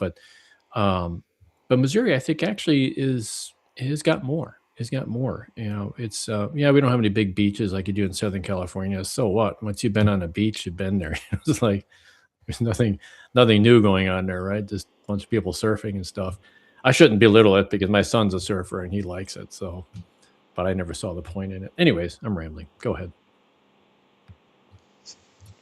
Actually, I have a proposition that has been proven to ignite business in the past. Our current society has become so focused on idolizing the big businessmen, the rich, everybody aspiring to be like them, everybody aspiring to give them everything. But Right. do you know where tax breaks shine empirically, candidate Schaefer? No. Oh, you're going to tell me though, please. When they are limited to small businesses to help them Hmm. become businesses. And Hmm. then, once they have reached the point of viability where they don't need those tax breaks, then they are let go and then they just simply continue growing on their own. That's a good point. That that's where you want it. That's a good point. There's a lot of things that are available too. I went into business myself with a couple other guys. We failed, but since then I learned a lot, and there's a lot you can do to take advantage of some of the favorable tax laws. I'm more familiar with California tax laws in terms of business because I've been through that, but I'm sure there's a lot you can do in Missouri, and that's a good point. I mean, that's something worthwhile for me to take a look at and see what sort of incentives we can provide for businesses uh, that are just starting up. Grants, etc., might be a worthwhile thing to pursue. There's federal grants, there's state grants. That money's probably going to dry up pretty soon because the state's going to run out of money, I think. But Mm, yeah, I'm all for that. There's different tax structures you can put on different businesses, and then it takes a little bit of infrastructure to oversee that and make sure that it's not being abused. Because I could see some big company just splitting up into a whole bunch of LLCs and keeping them at a certain level until they, and then they overall they can pull in a lot of money, but they have all these LLCs doing all the work for them. So that kind of stuff, you have to watch out for that, because it mm. kind of ruins it for everybody else. This really is for people that are starting up new businesses. Yep, it's got to be really targeted. And that's the thing, that's one of the things that a lot of people nowadays just don't understand. We've normalized a broad, expansive perspective when it comes to policy and law, when in reality, if things were simply specific, if things were narrowed down, if we had very specific, very targeted bills, there would not be all of these ridiculous workarounds that can be reinterpreted to hurt our people. Yeah, yeah, and that's a dance that you have to do, I think, with the wording of the legislation and the interpretation of it and the execution of it. And this is what I'm going to dovetail into something else here, but this is why uh, this I see as my second job. If I were to be a representative, is not just to sit there and vote on bills and run committee meetings and things like that, but in the off time, because we're in session like from January to May. In that off time is my opportunity then to go back and monitor what's going on, in my area of expertise. You asked me to, emphasize education before. Well, that's what I would be doing in those off months. Is I would be making phone calls, making trips to go monitor some of these areas where the tax money is being spent or where schools are trying to improve themselves. Um, Going out and talking to school superintendents as have done, um, find out what their issues are, and if you talk about tax breaks for small business, yeah, absolutely, go visit a handful of them. Every month, visit like 5 or 10 of them every month, and just see how things are going, and make sure that the law is being followed, but B, how successful is this program? Where are we seeing success? And if there is success, by golly, call in the press, get people aware of, what's happening. And this is not something that you want to have um, disappear into the noise. You want to draw some attention to it. Now this has been a very productive conversation, and I'm gonna ask you, while we're wrapping this thing up, to just Mhm. tell all of our people what is your elevator, What's your elevator speech? When somebody opens up that door and you're standing there, what do you tell them? I'd love for everybody to see it right here. I've been changing that speech all throughout, and all. I usually just start out, if I knock on someone's door, I say, "Hello, my name is Dan Schaefer. Are you, is this the blah blah blah residence?" They say yes. Oh, good. I'm talking to the right person. Then I'm running for the Missouri House of Representatives, District 97. I would really like to get in there and figure out a way uh, uh, to decrease the wealth gap, which involves stop giving tax breaks to billionaires, stop letting corporations buy out our homes, um, and recognize that politicians work for the people, not the other way around. Um, I'll throw out a few of those bullet points, but I read them very carefully when I watch their eyes and say, okay, what topics are they latching onto? If they're going to latch onto a cultural issue, okay, well, we can talk about that. But oftentimes they really identify with the financial situation, that what they call the kitchen table issues in Missouri. Those are the most important. So yeah. Um, It really, it just kind of depends how the conversation goes. I throw my name out there and say, and I'll throw out a few bullet points like I just did, and I'll say, "What's got you upset about Missouri? What do you think we can improve in Missouri?" And most of the time, the answer is, "I don't know." But then I have to probe a little bit deeper, and look around and say, "Well, are you having issues with your tax money, or are you how do you feel about property tax? How do you feel about this or that?" Then I can start to get some things out of them. um, but yeah, I don't know. My elevator pitch, I gave you sort of a sample, my elevator pitch there, but like I say, it's very very flexible, because as you probably concluded by now, I can talk about just about anything going on in Missouri, and I'll have an opinion about it, and I'll let my constituents drive that conversation. And that's a great thing. See, as we've seen, you, Dan Schaefer, you're a very experienced, very knowledgeable person, and you are passionate about giving District 97 what it needs, not giving tax breaks to the wealthy, but using that money to improve healthcare, to fund our public schools, Right. to target those big investors who buy out our homes, Yeah. and of course, honoring the will of the people by pushing for free and fair elections. Yes. Yes. Yeah. Free and fair elections. There's a lot of opinions on what constitutes a free and fair election. If you listen to some of the conspiracy theorists, they'll say 7 million illegal aliens voted. They won't be able to locate one of them, right? They just say that. But what is free and fair is photo ID fair?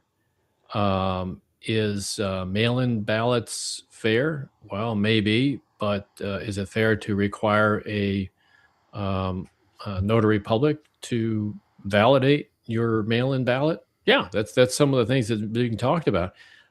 It's is it fair to throw up the roadblocks for people that are going in to cast their vote?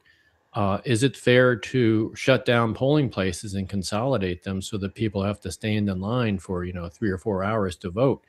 How can you ask that of somebody if they're working full time, working maybe two jobs? How can you ask them to stand in line for 3 or 4 hours? That's not fair. Um, but in some people's opinion, that would be fair, right? They say, well, we only vote on Tuesdays, the first Tuesday in November, that sort of thing. Um, you know, th- so I think we have to, approach this with what we think is fair. And what I think is fair is getting as many people to the polls as possible, making it easy to vote as possible. And I'm going to throw this out there. I don't think it's going to ever happen, but I think people ought to be able to vote on their phones. We do our banking on our phones. We we transfer thousands and thousands of dollars. Our whole life is on our phones. Why not work on a way to vote through our phones? I know that touches a lot of alarm bells, even touches some alarm bells in myself, having been familiar with the technology. But but that's sort of the place where I want to go. That's where I want a society where every eligible person can vote and every eligible person can access all the services that the state offers, and every eligible person would be able to get involved and run for office themselves if they want. Exactly. That is exactly what we want. We want Yep. people to have the power. Yes. That means we're going to have to knock down a lot of aspects, a lot of central aspects of modern society. Yes. It But it it'll be a challenge, but I think it's a challenge worth taking on. And yeah, the big picture is there's a lot to do. Like before we can even begin thinking about voting on our phones, there's a whole lot of steps to take before we get to that point. But let's take those baby steps right now. Let's review. Uh, was that Secretary of State Ashcroft a few years ago? I actually talked to him on our podcast. That was around the time he was pushing for this new voter law in Missouri, and he got it through, which introduced more restrictions on voting. mm, Uh, it wasn't extreme as I was afraid it was going to be, but it was, it was typical first step for conservative slash Republican slash MAGA to move in a direction of allowing only certain people to vote. And that was a first step in that area. And I'm like, okay, let's back that thing out right away. Let's open up voting and let's make it the system transparent and get people out there to vote. That's number one. Open up more polling places. If you look at some of the urban areas, they've consolidated so much voting into one polling place. You've got people staying, like I say, staying in line for hours. I go to my polling place here. I get in right away. But I'm out in the burbs, right? And so there's plenty of polling places around here. But you get into some of these areas where population density is high. Um, I I don't blame someone for not voting. If they got to stand in line for 2 or 3 hours, that's ridiculous. I don't blame him either. Let's We've got to go ahead and make these things easy. We've got to make them accessible. That way, nobody will be discouraged. We got to make Right. sure voter registration is automatic because it should be. I don't really know Yeah, why. Yeah, absolutely. You brought that up. That's a very good point. Make it automatic. yeah, Yeah. yeah. Voter registration is honestly the most ridiculous roadblock that exists in Oh any yeah. voting system. I agree. I would get rid of voter registration if I could. Why should you have to register to vote? I mean, you're a citizen, you know, and you should have that. You should be automatically registration. And that's one thing Missouri is trying to do too. Is that if you haven't voted in a certain amount of time, they'll send a postcard to your house and say, we notice you haven't voted for like the last two cycles. Unless you respond to this postcard within 30 days, we're going to take you off the voter registration list. Um, and I can see why they want to do that because people move and so that can certainly happen. But to have your voting right rest upon one postcard that may or may not make it to your address with the way the mail delivery is going these days, or may or may not make it back to your county voter registration office. Um, it's pretty dubious. I think there should be.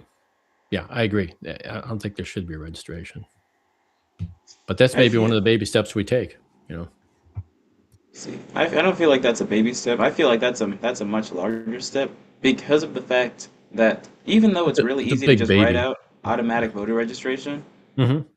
see, even though it's really easy to write out, it'll still make a significant difference, and that's what I want. I feel like you should have to opt out of voter registration. That it should be the exact opposite. You're Yeah. automatically registered once you turn 18 and you have your ID. You can opt out if you want to, but you Hmm. have to go but you have to go and do that manually. It's very simple, very easy concept that will open up polls for a plethora of people, especially in my age group. Yeah. I totally agree. Yeah, that's a good idea. I can't imagine anybody would want to opt out anyways, but I guess you have to maybe there might be some oddball out there that says, I don't want to vote. There are some You know, people. it's yeah. I mean, just because 'cause you're registered doesn't mean you have to vote.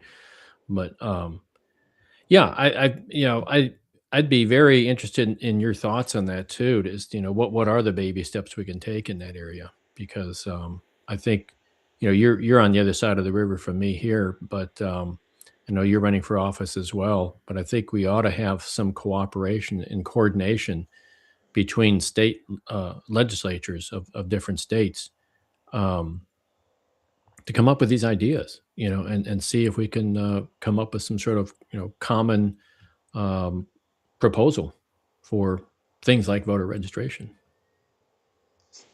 The problem is that our politicians are just lazy.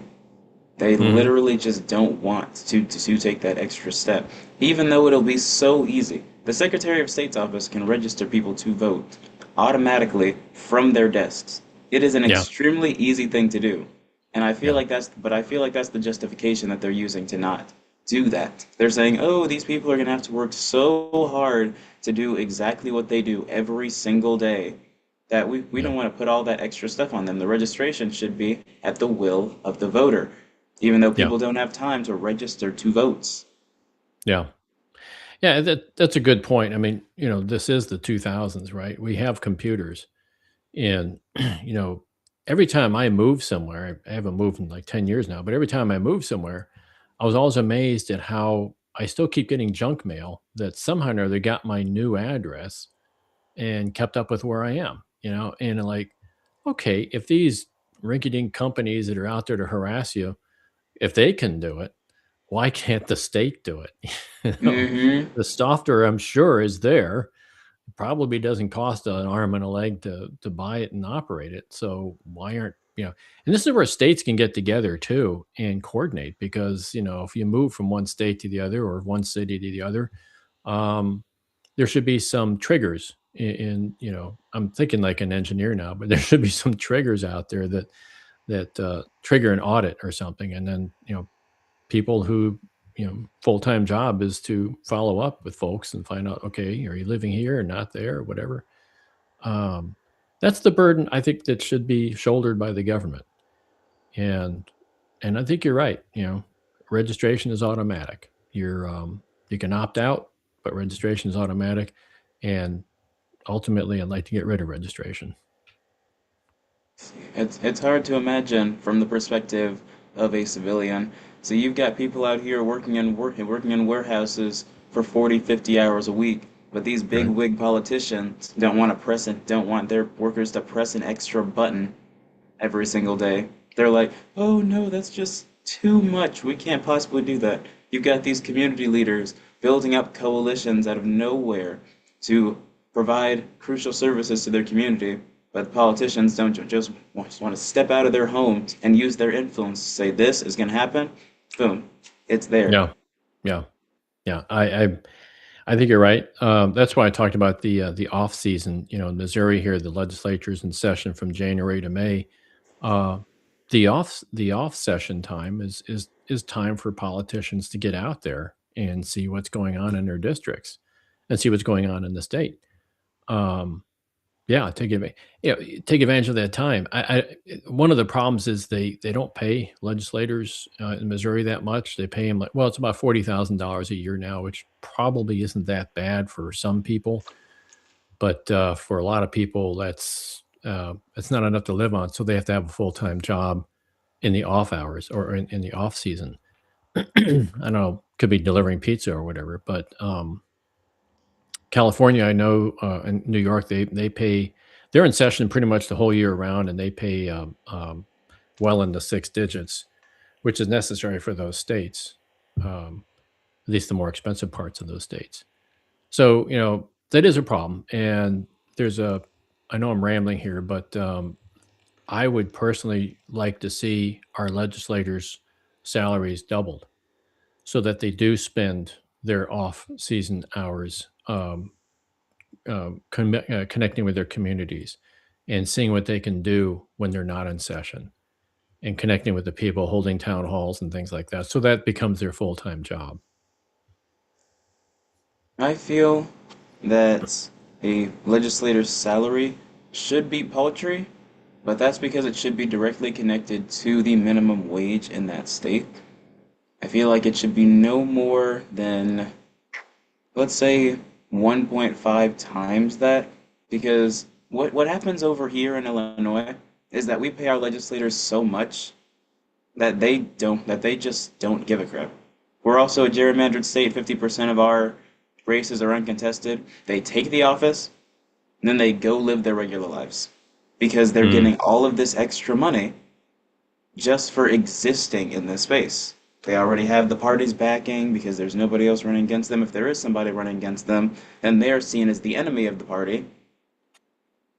And if you have Hmm. somebody else running against them, that's when they actually try and get serious and say, "Oh, hold on, I've been here for a long time. I may as well stay here." But what have you done? Absolutely nothing except for raking in nearly $100,000 a year just for winning a popularity contest where you're the only contestant.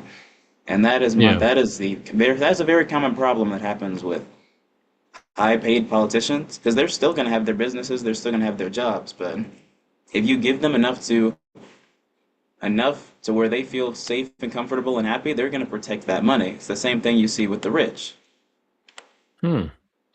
Well, I didn't think about it that way because I mean, there's the state of New Hampshire. They pay like $200 for a 2-year session. That's paltry, right? Um, Hmm. but the reason why I bring that up is because if you pay a paltry wage, you're not going to get school teachers in there. You're not going to get,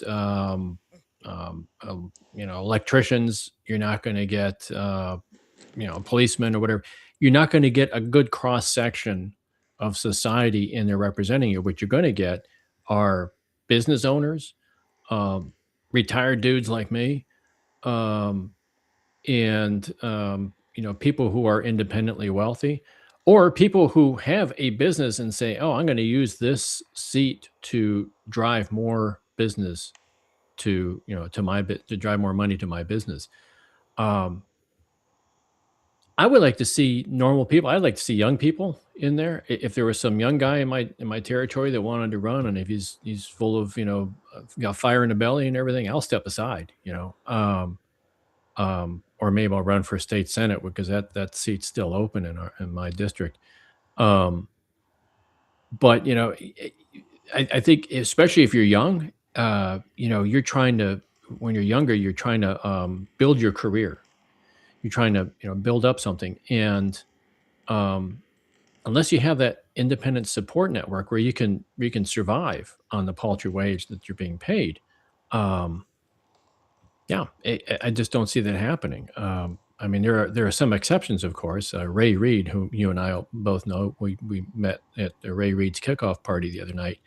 I don't know about his personal finances, um, but to me, he encompasses future hope.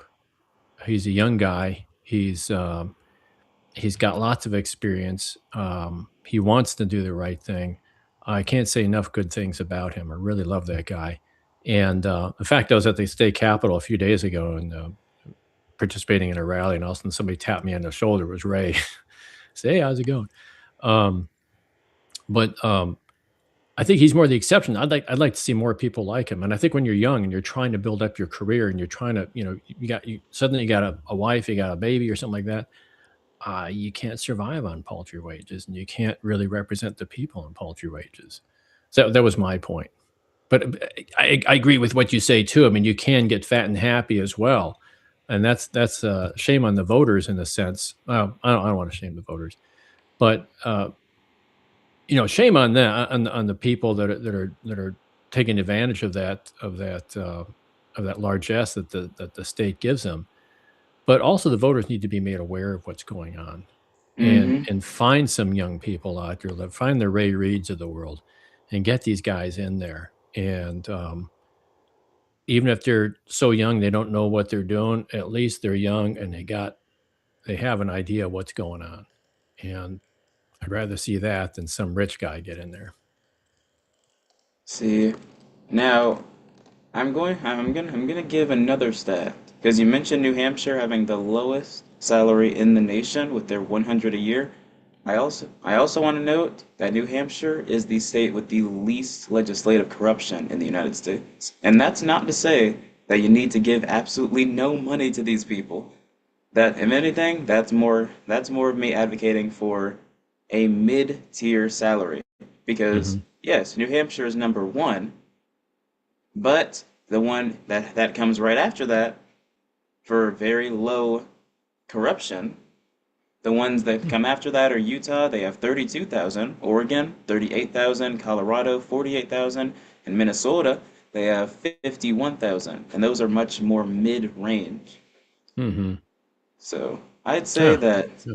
I'd say that you definitely want to have a more of a mid-range one, not ridiculously low, even though New Hampshire makes it work, but they've got a lot of people, but they're a very small state, and their Right. government is Right. pretty limited, so Right.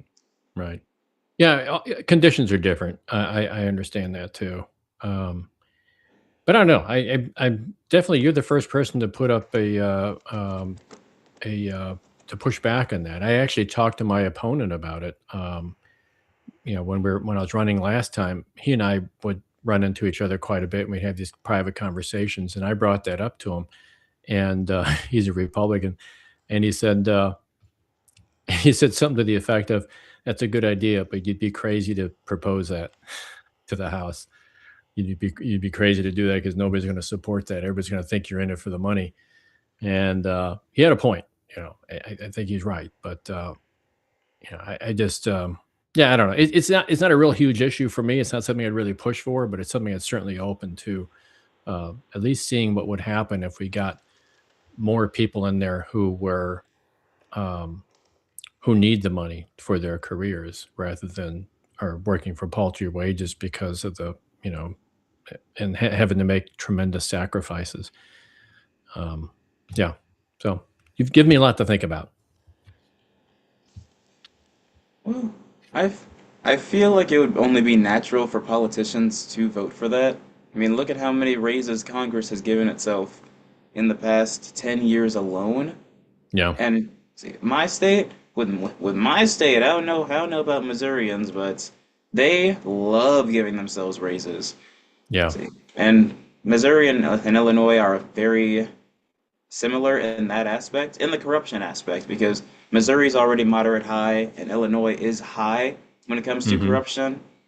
Right. So they're so we've got that in common. It's just the base pay is a little bit different. Well, we got something in common, huh? Yeah. That's not something I'd want to brag about. Yeah, we got corruption in common with Illinois. Yeah, go. Missouri could be number one if we try really hard.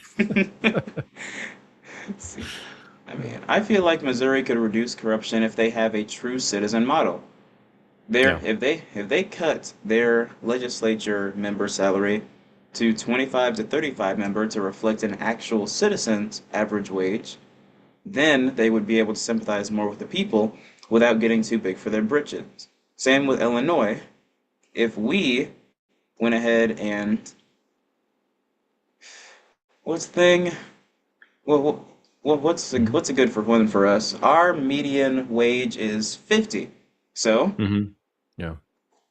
well, the Well, total our average the total average for Illinois is 65K because we're more of a highbrow state. mhm. But but what we pay our people right now, it goes way above that. We're at 8750 if you're in the House and 92K if you're in the Senate. That is just a ridiculous amount. It's no wonder why Yeah. we are so high in the corruption scale. What we need is a solid 65K max. Yeah. Huh. Yeah, our median salary here, I did this was about a year and a half ago when I was trying to do some work for a person who was running for Congress in the 8th district of Missouri, which is the southeast side. I believe I did research at that point. The median salary was around 55, I think, somewhere in that area. And that was, I think, 55? yeah, I thought it was somewhere in that area. You could look it up and make sure that I'm right about that. And that was actually the lowest in the state because the 8th district is the considered the poorest in the state. Oh, are you wait. So the average salary in Missouri is about 5720 annually. Let's see. And the average salary in Illinois is about 68K. Okay. So I'd say if you want to curb corruption, the best way to do that is to jump right under the average salary. Because if you're under Hmm. the average salary, that means that you can still afford to live, but that means that you're not gonna be too big for your britches. At least that's what's consistent with this data here. So Well, maybe what let's take a look at this a little bit different though. What happens if you're being paid less than the average, or you're being paid not enough, put it that way, to survive on? Are you gonna look for other ways of making money, right? I mean, I would think the temptation for corruption would be a little bit more if you're not making enough, especially if you feel like, "Oh, I'm working so hard for the state, and they're only paying me this meager salary." There's gonna be some self-righteousness that creeps into that as well and say, "I think I deserve another 20K, so I'm gonna take 20K from this lobbyist." Or I mean, I don't know if it works out that simple, um, but yeah, I think that the temptation for corruption is gonna be there regardless of how much you're being paid, and it might even be a little bit greater if you're not being paid enough. I can see that in theory, but the actual reality of the situation is that those higher wages tend to make people more corrupt. And that's been consistent not just in our federal government, but in our businesses as well. Because most of our enemies right now are, of course, billionaires. But you've also got to consider the fact that these state reps in Missouri and Illinois get robust benefits that the average person doesn't get. Not only Mhm. do they get their pensions, not only do they get health insurance, which costs taxpayers like 50K extra per member, but a lot of these people, especially in Illinois, because we have a GARS pension. It leads the nation in generosity because it pushes their total salary so ridiculously high that once you have all of these different benefits, and Congress has these too at the federal level, that people don't get, and you have that extra salary on top of it when you already have way more than the average person. See, that's what's going to make people greedy, and that's what has Mhm. made people so greedy in these high cost and high corruption states. It's why the lowest corruption states are so low in the 50s. So if given taking that into account, see, Hmm. Missouri benefits. If you have a base 35,000 pay, then the perks will make that all the way go. I'll force that to go up to 60 to 80 Mhm. alone. Those pensions, health insurance claims, life disability per diem, because they Mhm. also get money for the sessions and travel, getting paid by mileage. Yeah, easily up to 60 to 80K. In Illinois, our perks push that up to 150K easily. Wow. Yeah. So that makes So, it worthwhile, you're saying, for people who are in it for the money to just be mhm. going after chasing that money. Yeah. Exactly. That's the reason why so many of our politicians are businessmen. That's the reason why we have the second most convictions in the nation of legislature because we are very generous to our politicians. Yeah. Huh. Interesting. Yeah, no, Ohio had a pretty big conviction some time ago that with going back to construction works in progress, they had a big scandal going on over there a few years back called First Energy. And that went into the state legislature. A lot of people went to jail about that one too. So yeah, the temptation for corruption is definitely there. Um, yeah, I mean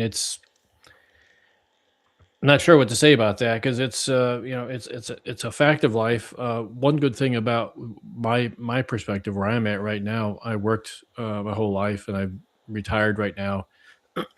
um, have a pretty good 401k going for me, so I'm not desperate for money, and so it really doesn't touch me as much. The temptation is not there for me. Um, but yeah, it's hard for me to anticipate what other people think about. Like if I were 30 years old and still trying to support a family and everything else, what would um, my whole life was different back then. So I don't know where. I'm not saying that I could be tempted then either, but on the other hand, people who are in that situation either A, won't take a legislative job because it doesn't pay enough, or B, if they do take it, they may have a different angle that they're working, and you got to be careful about that. See, people, they've just got to stop focusing on that pay and get benefits. See, if in our generation, Hmm. our parents taught us really well. They taught us, don't look at the pay, go for the benefits. See, even Yeah. Taco Bell, when I was getting out of high school, they had tuition assistance programs. How many people do you think worked at Taco Bell instead of Burger King? It was a lot. Yeah. Yeah. But no, I can't. I'm not just gonna say, even though I already did. I'm gonna reel that back. The notion that higher pay directly causes more corruption, but causation, it's not a weak correlation. Don't get me Hmm. wrong, it's a positive correlation, but the causation does not sit. Because the reason that these higher paying states have so much more corruption is because corrupt politicians vote for raises to keep themselves in power. Yeah. Yeah. That's the reason. It's because the people are already lacking in ethics. It's not inherently because that wage is so high. But once that wage gets so high, it welcomes more of those people in. So a Hmm. way to curb that, at least in that this is more Illinois than Missouri, Hmm. because Missouri's is more lax. Although it could be lowered a little bit. Illinois has way higher of a problem with this. So what we need to do is just cut the salaries. We need to return Hmm. them to what they were when we were not dealing with all of these criminals in our legislature, because Illinois has a long and horrible history of it. Oh yeah. Yeah. Chicago, especially the Mayor Daley machine that was up there years ago. Yeah, that's notorious. That's going back quite a few years, but I can see how that culture could get ingrained in Illinois. Who was that governor you guys had that was oh, what was he's I can picture his face right now. He was the governor of Illinois for a while, and he ended up in prison. Um, oh gosh, Um, he's got that big baby face. Blagojevich, Yeah, yeah, yeah, Blagovich. Yeah, yeah, Rod yeah, Blagojevich. yeah. Yeah, he was he was he was selling basically influence outright. I mean, since they caught him over the phone and they bugged his phone and everything, this is like just right out there in the open. So He tried yeah, to I sell think Obama's seat for cash. He yeah, yeah, literally exactly. did try to sell Obama's vacant seat for Yeah, cash. yeah. It was they caught. I mean, I heard the audio tapes and then I'm like, oh my gosh, it's just he's like oh, it was laughable. It made me cry and laugh at the same time. Laugh because how stupid could you be? But also cried like, yeah, he honestly thought he could get away with it because probably he's gotten away with stuff like that before. So, oh gosh, Exactly. I yeah, mean, the man faced 24 felony. You know what? Hold on. Hold on. Hold on. Let me look into this. Let me look into this before I say something. okay. Do some real time research on your end. Yep.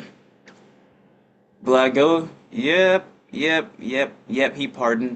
Trump pardoned the Yep, he yep, pardoned him.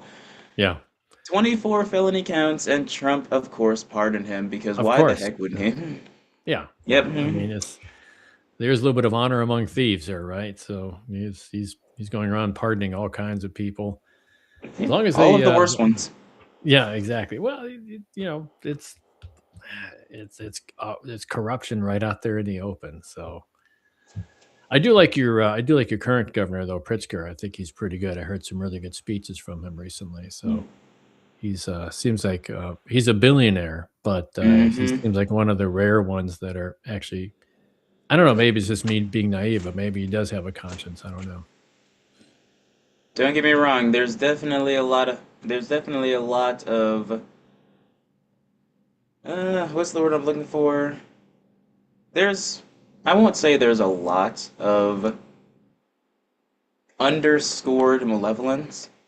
There's just there's just a normal amount of corruption when it comes to Pritzker. Hmm. He he is a fat cat, but he's got just about as much greed as a normal person. So Hmm. he's going. So on the right, on the concept of morality, yeah, he sits pretty nicely in the middle. He knows exactly what it means to overstep and try and destroy democracy. So he'll fight against that. But Hmm. since he has all this money, he's vehemently against taxing the rich Mm. because, you know, Illinois. It's just Illinois. Yeah. So, It's, a lot of people say, well, you get rich and next thing you know, you owe the government some money. And it's like, no man is an island, right? And so if you're getting rich, it's because you've taken advantage of a lot of the resources that society has to provide for you. It's not mm, just the infrastructure, the roads and bridges and so on, but it's people that have it's the laws that have been created, the structure within which you create your business, the fact that your business is being vehemently defended by the state. That's why you have to register with the state because they help enforce things like patent infringements and things like that. So you're taking advantage of a lot more than the average person. So, mhm, I can justify having a lot more tax because, you've taken a lot from society. Society has provided it to you without any strings. It's just our normal way of doing business here.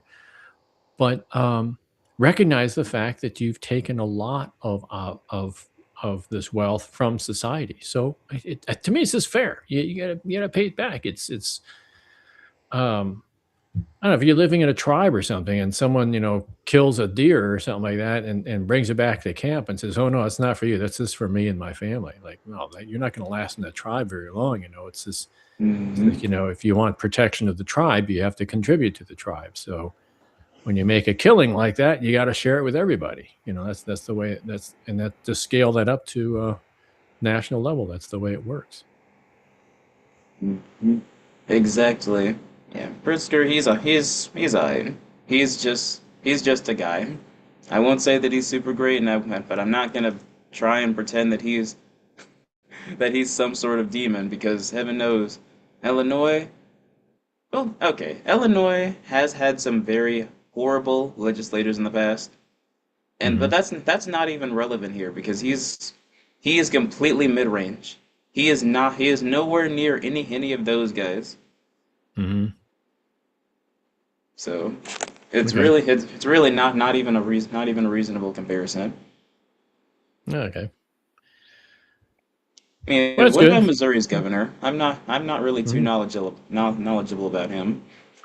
Well, he's new. He was just elected last. Oh no, he's not that new, I guess. Yeah, he's been in office for about a year, I guess. Mike Kehoe.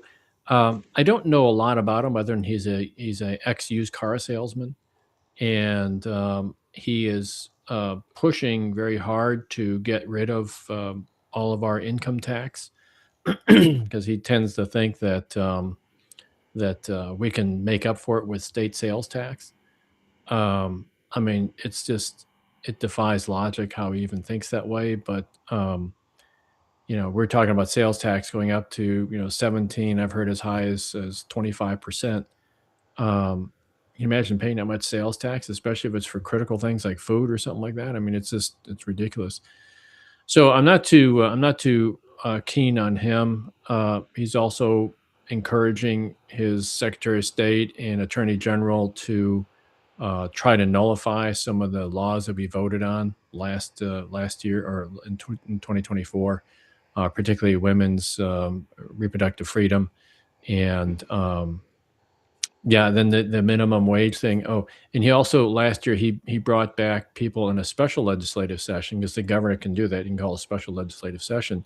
And one of the things he covered there was whether Missouri should uh, fund essentially the a new stadium for Kansas City Chiefs because Kansas City Chiefs is where we're going to move to Kansas, which is going to be like 10 miles to their west. Um, and so we wanted to keep it in Missouri. So a lot of people voted against it, including my opponent. Actually, I believe he voted against that. Um, but essentially, what it was that it was going to cost like a $1.5 billion to build the stadium, and Mm. and we were going to try to make up that money by putting an extra tax on businesses surrounding that stadium. But the idea that, oh, when people go to the stadium, they're going to be buying hot dogs or whatever, we'll just tax them and make up for the difference. And if Missouri couldn't make up for the difference with that extra taxation, then the state itself would essentially guarantee it up to $1.5 billion. Well, I'm like, you're not going to get $1.5 billion out of a hot dog stand. So, Mm-hmm. so this is actually putting Missouri on the hook. And again, it was, who owns the state, or who owns the Chiefs? Well, some rich dude, right? And so this rich dude is asking the state to pay for a new stadium. So, and Mm-hmm. is he going to give breaks to our football game? So when you go in there, if a Missouri resident says, "I want to attend a football game," no, you're still going to pay $1,000 or whatever. Um, and if you look at the history of stadiums, they don't make that much money. They don't make up enough money to pay for the construction of the stadium. So at some point, the government has to step in. We went through this in St. Louis back when the Rams were here. So so yeah, this sort of thing that Kehoe does. I believe he does favor the rich quite a bit, and he subscribes to this idea that Missouri should pay for rich people to play, basically, and I'm totally against that. Ay, ay. No, that does make sense. See, that's why I said that we have that in common because Illinois, I said it was bad. No, we're extreme. I'm not gonna sit here and try and make it sound worse or better than it is. We are literally number two for convictions. We've had four of our last 10 governors thrown into prison. We Oh are wow! it's horrible. It's absolutely horrible. Meanwhile, Oh my God! you guys have not had any imprisoned governors in the modern era at all. Not that Although, I'm aware of. Yeah. see, the last person that you guys had who was actually thrown in prison, he was from the 1930s. Oh, okay. Like, Yeah. you've had some bad scandals and such, but see, the worst thing that Missouri has is a D minus for state integrity, and that's Hmm. just because of all of these right-wing suppression tactics. No public Yeah. access to information, political financing, horrible electoral oversight. It's all the things that people would expect. Meanwhile, Yeah. Illinois is just in in the dirt. We are dead. Yeah. Wow. Yeah, well, we have something in Missouri called the Sunshine Law, and that is it's basically like a FOIA, the Freedom of Information Act, but tailored for Missouri. And so I have actually filed two requests for more information, and Missouri snubbed me both times. And it had to do with Eric Schmidt, who is now our senator, but back when he was the attorney general, he was playing pretty loose with his campaign funds, and he was going on trips that he got caught by the St. Louis Post Dispatch. Caught him charging one of these trips to the state of Missouri, and it was a campaign trip to state of Texas. And so then the Post Dispatch caught him at it, and then later on. Later on, like a day or two later, Schmidt's office came out and said, "Oh no, we paid for that out of campaign funds." Well, I said, Mm. BS to that. I'm going to go file a sunshine request and find out, what this guy's travel records are.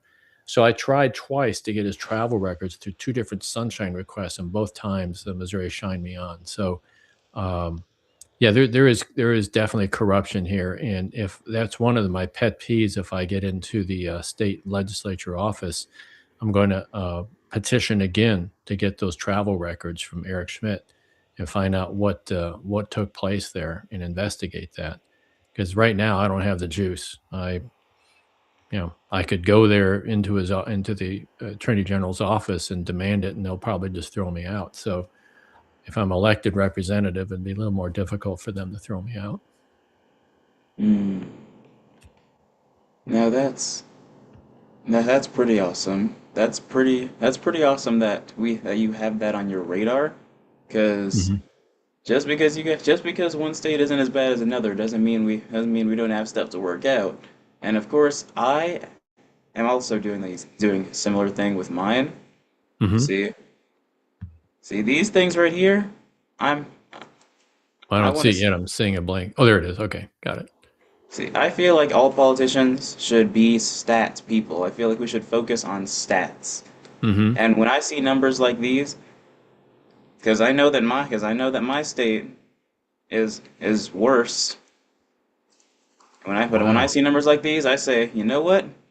Okay, I gotta see this here. I gotta find a way to fix that. Find a way to fix this. Find a way to fix that. I feel like that's a mindset that a politician should have. What do you think? Yeah. Yeah, I'm kind of reading this. I wasn't paying that close attention to what you were asking here, but I can wow. Send me that link when you get done because I'd like to look at that. Um yeah, so what was your question again? It's just sorry. I Was wanted to see what you thought about the systematic stat mindset. As in, we see that we are this number in this area, that means we have to boost that. Yeah.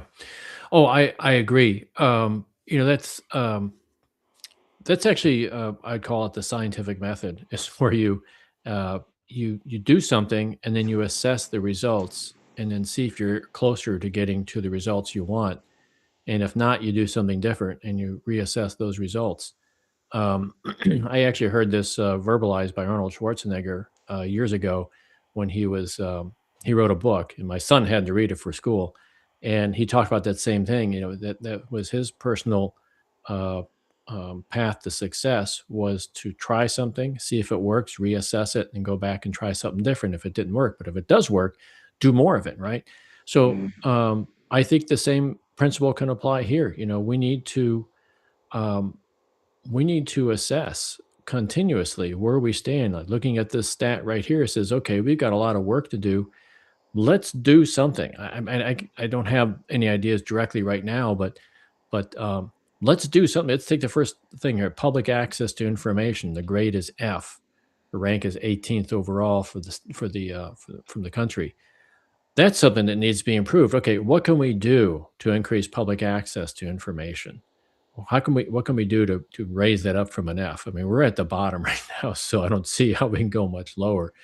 But let's start let's start a program of transparency, right? You know, one of the things I thought about was, and I mentioned earlier, was getting rid of dark money.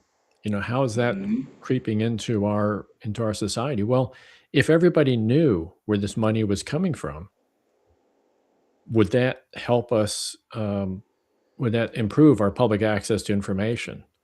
Would that improve things like political financing, which we also have an F on? Um, yeah, electoral oversight, another F. I mean, there's boy, this is a really good thing for me to look at because you've just given me some excitement about how to how to assess and how to make this better, and and then continuously go back and check to see where we're at. I'll try and get you a more recent one because this one's from 10 years ago. Okay. I have to say that. I, and though obviously some of the problems are still there, this this website particularly, Hmm. it does not do these investigations often. Usually it focuses on specific laws and specific subjects relating to public integrity rather than a full comprehensive assessment. So these things, even they are still very much relevant, but I will try and but I'll send you this one and I'll try and find you one that is more recent. Okay. That way I we can appreciate that. have that way we can have a more concrete evaluation Yeah. source. Well, when I was working in marketing, I learned what the initials KPI means, key performance indicators, and I'm a big believer in those. In fact, I believed in it so much when I was in marketing, I actually made some enemies there because they didn't want to have their performance evaluated because they were getting away with a lot of stuff. So I was kind of the outcast there. Um, but yeah, I mean, it doesn't necessarily need to be this website, but I mean, there's other sources of information that we can go to try to come up with an overall score. And we would need something that would be available at least on a yearly basis so that you can uh, institute a program, pass a law or whatever it is you need to do, and then revisit it during the next phase of the, revisit that KPI and see if it's getting any better. So See, and this I is want you good. to notice here too that these are the grades here. I want to pay really, really close attention to these because we are ranked, public access to information ranked 18th, but the grade is a 50. So Hmm. that means you're getting the grade is an F, but there are only 17 states that are above 50. Hmm. And we Yeah. wonder why in the world we are losing our democracy when our inequality is so ridiculously high. Yeah. Yeah. Our political financing of 41, okay, that one's pretty low. This one is a Yeah. 75 and it's third in the nation. This one is a 67 and it's fifth in the nation. 65. See, this is consistent. We like to see things like this. 65, 43rd. Okay, most people are doing better. But then you Hmm. see things like this. 75 and we're Yeah. third. Yeah, clearly we need to, that means that 47 other states are below a C average. Yeah. On executive accountability. Yeah. Yeah. Wow. Internal auditing, B minus. That's interesting. I wonder if that was taken when, oh gosh, who was our auditor back then? That might have been, oh, forgot her name now. She ran for governor last time. I got to meet her a couple times too. Well, she ran for governor in 2020, I think. Um, but she did a great job as an auditor, and she was a Democrat, the last Democrat for a statewide office, by the way. Um, But that's a big number in my book right there, internal Mm-hmm. auditing, because that's, you talk about fraud, waste, and abuse, that's where your internal auditor gets to it. Right now, we have all Republicans in those, positions, and I sometimes wonder, I don't think the whole party is corrupt, in fact, I know some Republicans I have a lot of respect for, but, I think overall, the temptation of corruption is there. Let's see. I want to see if we have a specific. My job is calling me. I think they're canceling school tomorrow. Oh, probably, yeah. We got about 10 inches of snow here, I think. State auditing stats by state 2025. Let's do 2025. Okay. State's fiscal transparency score 2025. Beautiful. This is what I like to see. Let's see where Missouri ranks now. Total transparency score for Missouri There it is, very bottom there. 66. Yeah. And we have the auditor opinion is a 35. Ooh, these numbers are looking very low. Mm-hmm. 35, 10, 10, 2, 5, 2, 2. Good gracious almighty. Hmm. Yeah. There's a lot of work to do here, isn't there? Yeah, and it's and again, it's the same thing because if we've got a 66 score and we're ranked number 38. See, I mean, I guess that's pretty consistent. I guess that's pretty consistent. Yeah. Yeah, I'd like to find out, do a little more digging on this site here to find out where they're getting that information from, what sort of KPIs they're using there.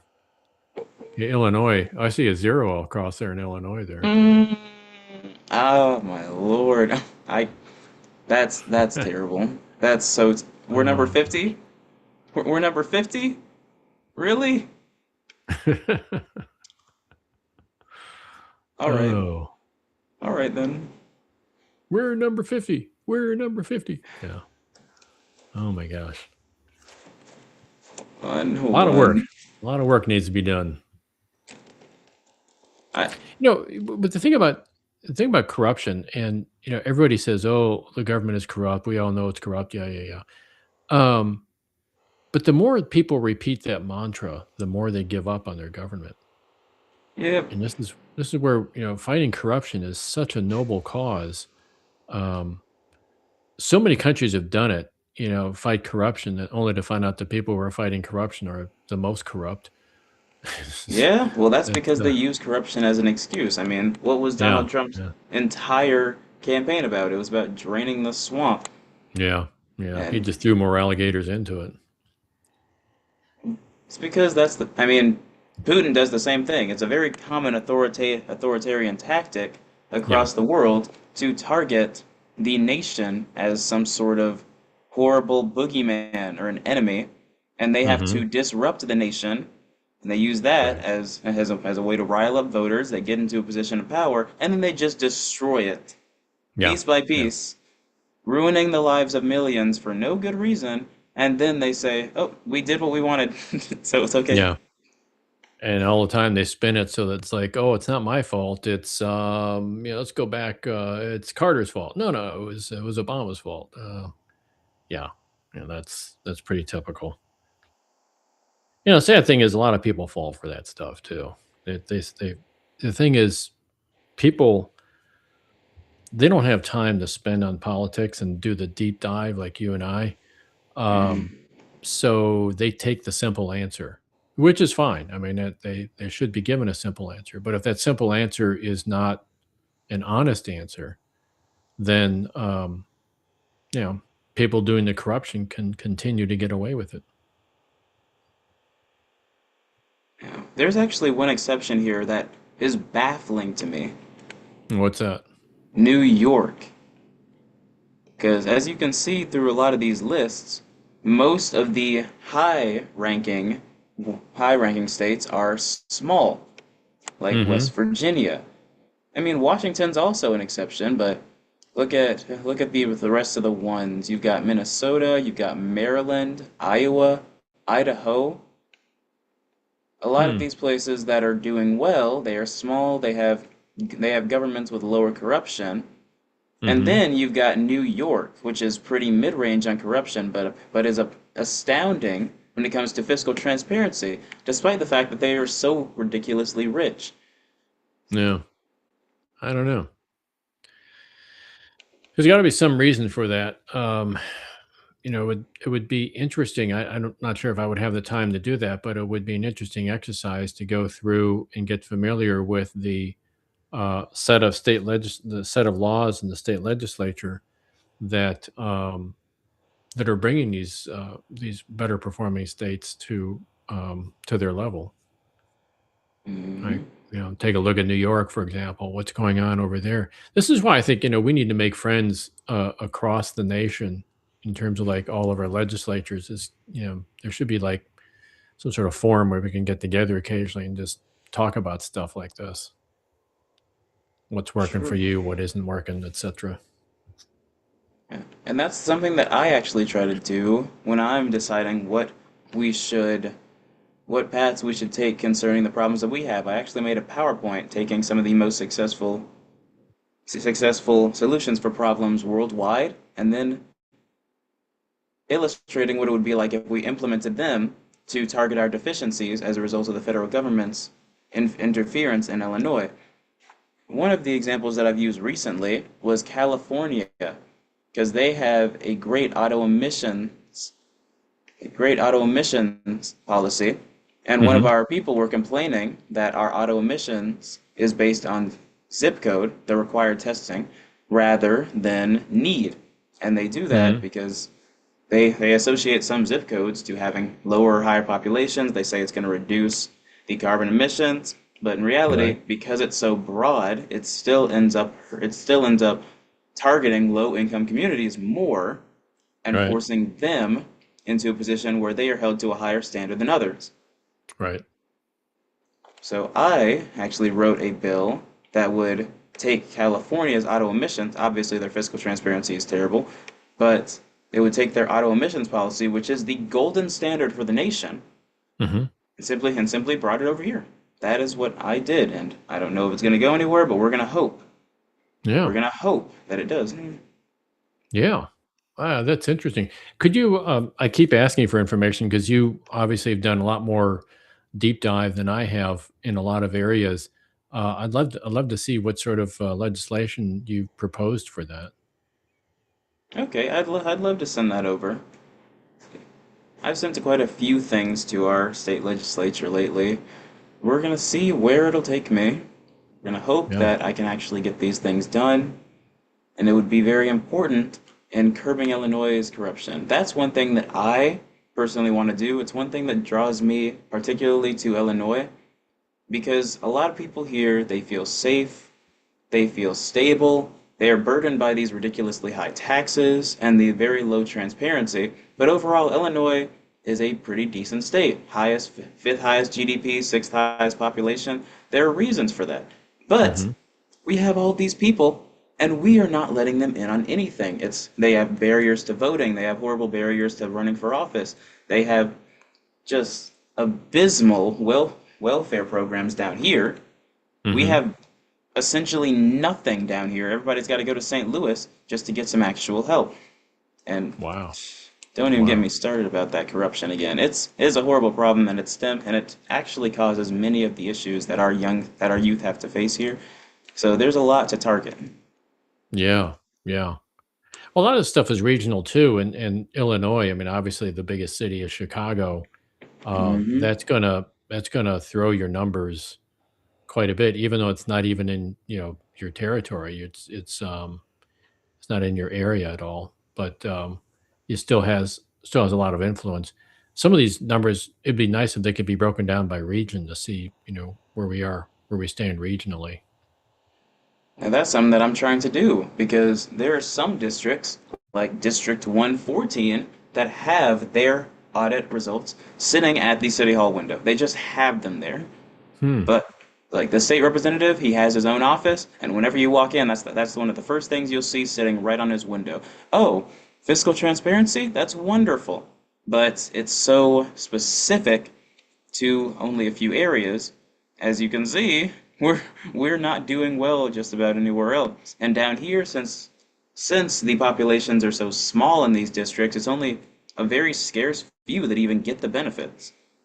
You've Yeah. got dozens of millions of people, and District 114, okay, they actually know where the bulk of their money's going, but how many people are there? Like 65,000 maybe? Mhm. It's, Right. it's Yeah. And it's a completely different environment than the rest of the state, especially when you consider comparing your area to Chicago. So, huh. now that I know New York is having this much success with their policy, I might have to take a page out of their book. Yeah. See what's going on over there. And again, I don't know if this is broken out by region because that would be somewhat telling as well. Because obviously, in New York, you've got New York City, which is in Long Island, which are like the most populated part of the state, I imagine, or the highest density population, like 8 million people or something in that area. Um, that's a lot. And then if you're living upstate New York, near Albany or whatever, I mean, it's an entirely different environment up there. It's crazy because the New York City, you were right, it's 8 million. It is the richest city in the entire world. Hmm. But with this level of fiscal transparency, I guess I can see how they're managing things because obviously you'd expect that, you'd hope that that's happening for some place that houses the fiscal capital of the world, but to actually see it happening at a time where just being rich is associated with all the evil in the world, it's a surprise. This is a culture shock to me. Yeah. Yeah. Yeah, well, you never know. There might be, some good conscientious people in New York City that are they're paying attention, you know, and keeping an eye on things. Well, I really, my goodness, let me think before I start talking. I went into that because I was really trying to nail economics. I feel like that is such an important concept in today's world where the value of our dollar is so low, where inflation is so high, where the housing market's so volatile, and the stock market keeps crashing because of these stupid Yeah, tariffs. for the third Yeah. time in the last year. But Yeah. Yeah. But overall, it keeps going up. It recovers. When it recovers, it comes up higher. So yeah, it's whenever bizarre. and when it recovers, the GDP is higher, but the cost of living is also exponentially higher because we never Yep. get a chance to pull those costs back down because somebody else comes and screws it up again. Yeah. It's funny. I had an interesting conversation with someone from Fisher Investments. I don't know if you're familiar with them, but they keep an eye on the economy pretty closely, and they talk about the tariffs. And they say, yeah, what'll happen is that people who want to ship something to the United States, they'll ship it through a different country that doesn't have a tariff on it. He talked about, a set of airplanes that were manufactured and they made a tariff on them. He said, okay, so another country bought those airplanes, flew them around for a few months, and then sold them to the United States, um, getting around the tariff. So um, business people, they've got this whole thing figured out. I mean, I hate to say it, but we live in a world that's run by billionaires, and we need to Mm, stop that. This whole meeting out of Davos, they call it, I forgot what they call it, some sort of meeting. I call it the billionaire meeting because it's just all the rich people of the world getting together and just trying to figure out where to move the chess pieces. We're just all kind of hanging on whatever it is they say. And years ago, they used to say, "Oh, we're gonna work on climate control, and we're gonna fix our climate." Well, that just went right out the window. They didn't mean anything they said.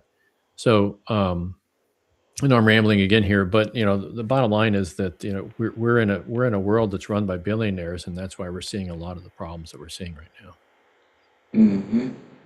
See, socialism for me and not for the. I'll get all the Yeah, tax breaks, you get nothing.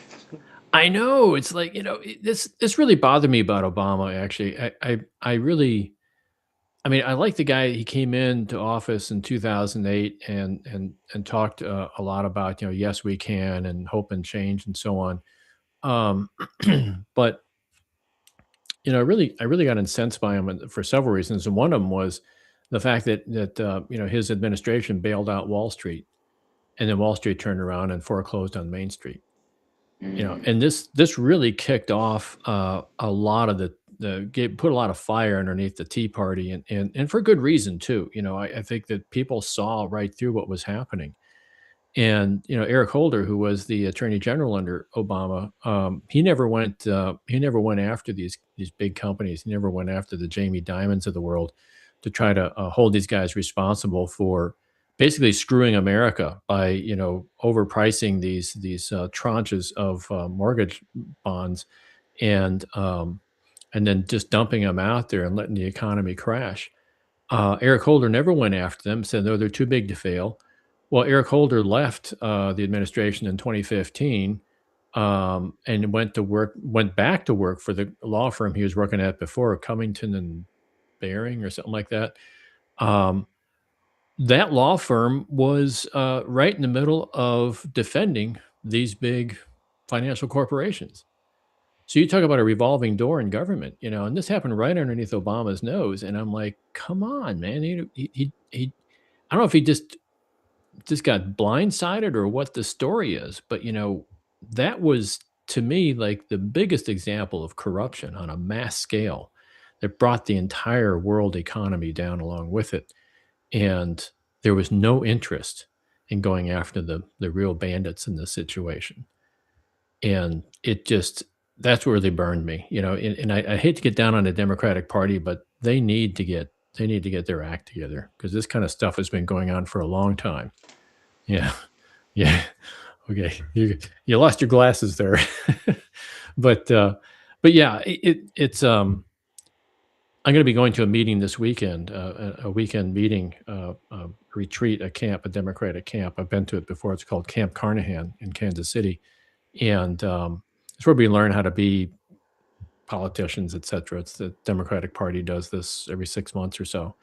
Um, I went to the last one. I'm going to go to this one as well, and I'm going to give them a rash of what because of the ongoing corruption and the ongoing um, uh, corporatism that has invaded the Democratic Party. And it's going to be really hard to fix things when you have a party that, okay, maybe we'll win the midterms, but we're going to win by default because the other team is, so bad. It's not that we're that good.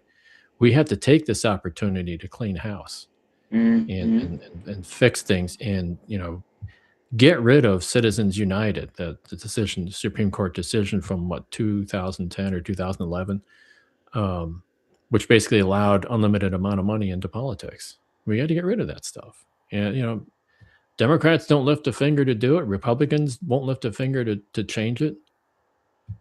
It's up to us. It's up to us to change it. See, that's one thing that Democrats still don't understand. I understand wanting to have hope in them, but as many as I've talked to in the last couple of years, it's been hammered into my head time and time again. They don't understand a single thing about what their constituents actually feel, and Yeah. that is obvious by the fact that they simply have not done anything to fix these major problems. It's Yeah. these things that I've said are swept under the rug. As soon as Republicans managed to privatize our education system, they said, "Oh well, this is the new normal." Our Yeah. media, Yeah. the Fairness and Media Act thrown out the window. Oh, yeah. Corporations, ooh, Yeah. buy up all of our media. Oh, this is the new normal. It's Yeah. okay. Yeah. The Bush administration coming in and making financial crime normal. They said, "Oh, we don't need to convict anybody. It's okay. It's the Yeah. new normal." Then the Trump Yeah. administration throwing a whole dang insurrection. Well, we're just going to run on the fact that they are the problem. And that's the thing. You cannot just run on the fact that they are the problem. They got Right. too big Yeah. for their britches two Yeah. times, and Yeah. lost two times. Why? Yeah. Because they're supposed to be the sensible party, they're supposed to be the reliable party, but when they actually get into power, they just do the same thing. Biden was the most productive president in our modern history, and he focused entirely on getting us out of the pandemic. He was able to Right. restore our economy, but that's pretty much it. That's Right. literally it. Yeah. He did nothing about immigration, and that opened up the door to a whole lot of abuse. Like, and Yeah. even if that wasn't the case, like the thing is, the Republicans have always known how to use the media because they've always had both feet in the door of the media. It's Right. their donors that run these huge media platforms. Not only that, but because they're able to work off of the Democratic insecurities and they're able to work off of all these problems that they often created, saying, "Ooh, the Democrats said they were going to fix this, but they didn't." The people, like you said, they're not going to do a deep dive into the reasons why these things are happening. They're going to say, "Hey, that's Right. true. They said that Right. these guys were going to fix it. We trusted them to fix it. They hired all the most qualified people to fix it, but it's still not fixed. Things are a Right. little bit better than they were before, but it's not fixed. The actual Right. problem is still there. So Yeah. why should we trust these people? Let's just go back to the other people who caused it in the first place, but we already forgot about that because that was 4 years ago." Yeah, well, there's the memory is short, right? The memory is very short, and that's why, getting back to our very beginning of our conversation, one of the reasons why I want to focus on kitchen table issues, because this is what people are talking about. This is what people are worried about. They're not worried about, like I say, men playing in women's sports or whatever. I mean, I agree that's a problem, but that's not something to weigh the entire election on, right? So, um, there's all kinds of cultural issues, but these things cloud up the atmosphere, and you end up with the average misinformed voter voting on cultural issues while allowing while looking way past the corruption because the corruption is not even brought up, and the corruption permeates. Unfortunately, it permeates both parties. I think it's far more permeating the Republican Party at this point, but that may be just an optical illusion because it's out in the open now. Who knows? But this, yeah, you're absolutely right. I'm echoing what you're saying here. We're agreeing with each other. Fascism is often built on emotions. That's the real difference between the strategies of these two parties. Democrats have always been more economically focused, and Republicans, they've always been social issues. Yeah. Ever since before the party switch, when they were still the Democrats, the entire point is culture wars because they make people angry. And Right. sometimes, especially when you have an uneducated populace, all you have to do is make people angry. It doesn't matter if you actually stand for anything. People will Yeah. throw their entire lives, their houses, their families, and their livelihoods away for gay marriage. Yeah. Yeah. That is a real conversation that I had. That is a real conversation that I had with somebody. It's like, uh, okay, so you did this, and this is all that you lost. What exactly do you have to show for it? Well, they might ban gay marriage. Yeah, yeah. Isn't that amazing? Is it, how does gay marriage affect anybody really? I mean, it's we can talk about that forever, but but you're right. That's the emotional strings that they pull. And um I would say that I was on a radio station here recently, a conservative radio station, and I wanted to talk about the issues, and all they wanted to talk about were the culture issues. They kept, I mean, just one after the other, just boom, boom, boom, just throwing these cultural issues at me. And I'm just like backing up, saying, wait a minute, let's talk about the issues people really need to know about. Let's talk about Medicare or Medicaid or education and so on. So yeah, you're right. And it's really hard to get people out of that mode, but it's unfortunate that people just don't have time to do the deep dive, and so they will take the simple answer, and they deserve a simple answer, but they deserve a simple, honest answer. Hmm. And they unfortunately, because of the way media has been taken over, people can't tell the difference between an honest answer and a dishonest answer. It's a horrible sacrifice to live in. It's even worse to be raised in. Our children are going to be traumatized. Heck, my generation has already been traumatized. We've seen like five different major global conflicts.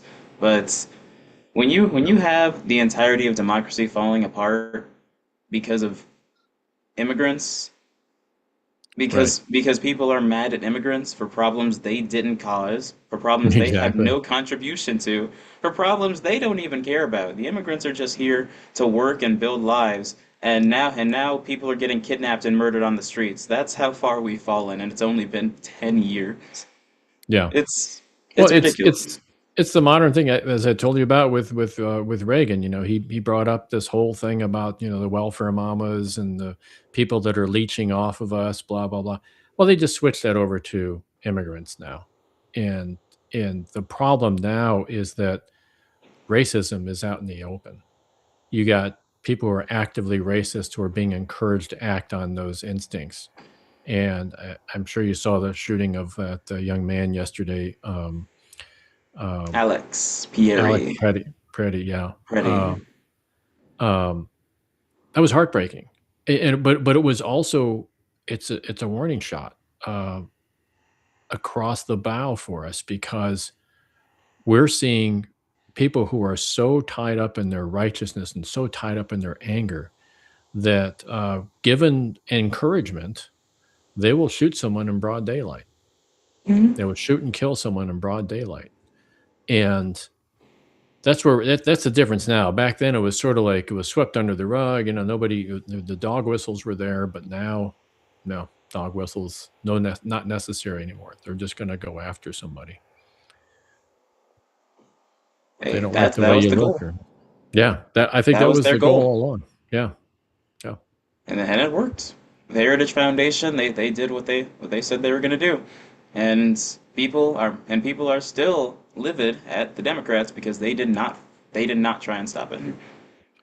well, there is some point to that too. I think the Democrats should have been more proactive. I mean, there's things that Democrats could have done all along, like as far as like reversing Roe v. Wade.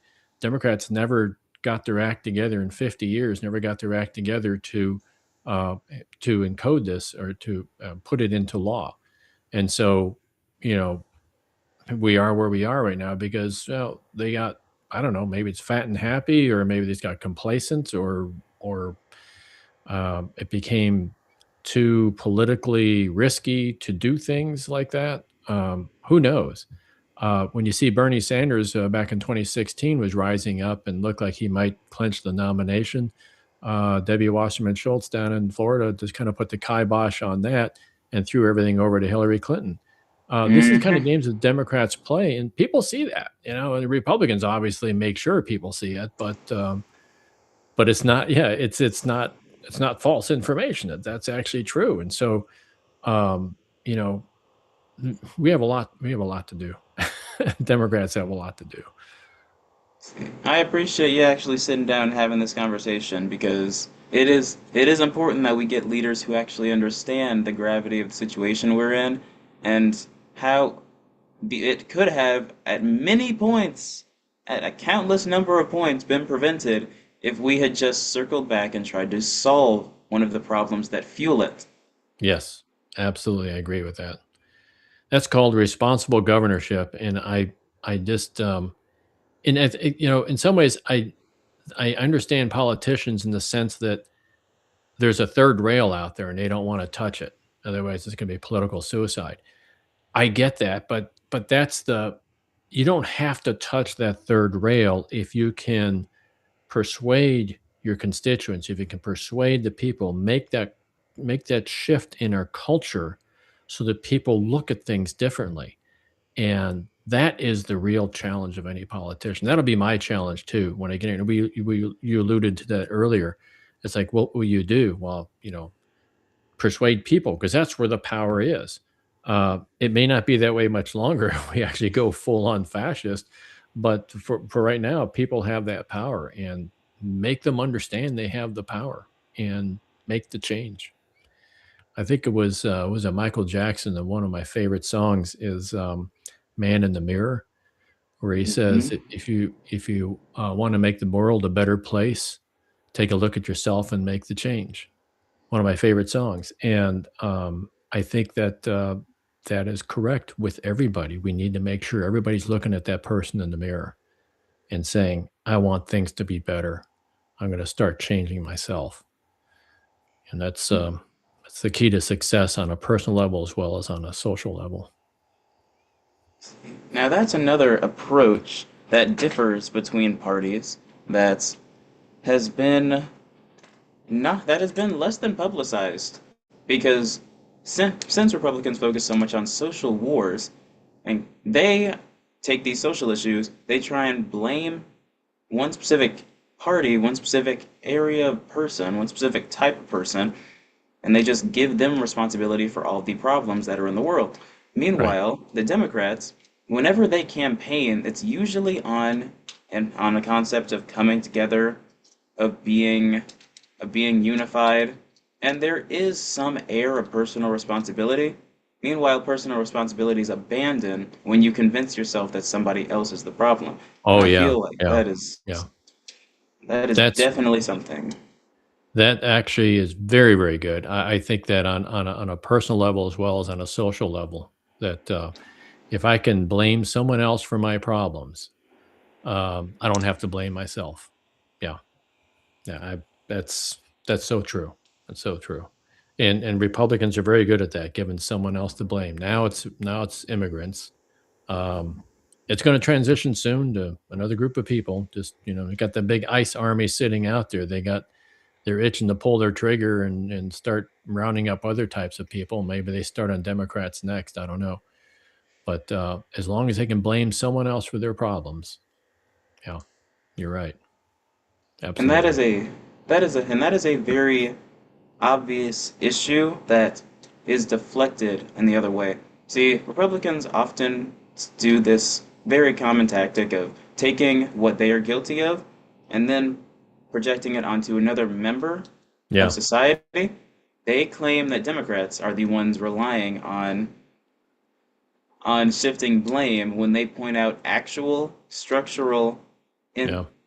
and institutional disparities that exist and hurt people in society, and then they claim, oh, you guys just hate straight white men. Meanwhile, what policies have been out there that have hurt straight white men? Right. Please, just give one example of a real situation that Yeah. that is targeting people that isn't helping them. Because racism is not helping out people. That is Right. not what it is. Racism is a negative, and it is a what's the definition of racism?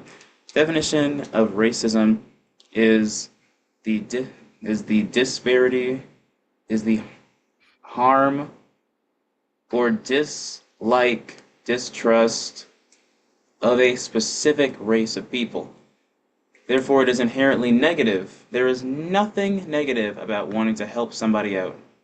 Right. Well, that's But yeah, that's yeah. Go ahead. that's the very common occurrence of the society we live in. If something Hmm. is inherently helpful to people, then it is seen as a problem. And if Yeah. it's targeted towards specific people, then people say, "Wow, you must hate everybody else." Right. No, we just happen to be focusing on somebody right now. Like everybody has their issues, and we need to address that as a society, but we cannot do that if we don't tackle these long-standing problems that affect everyone. Because Yeah. racism, it has ruined everything. Racism has Yeah. contributed to the privatization of our society. Racism has contributed to the isolation of our society from the global order. Racism Yep. has contributed to just about every major problem that we have, and economically and culturally, it drags everybody down. That is just a fact.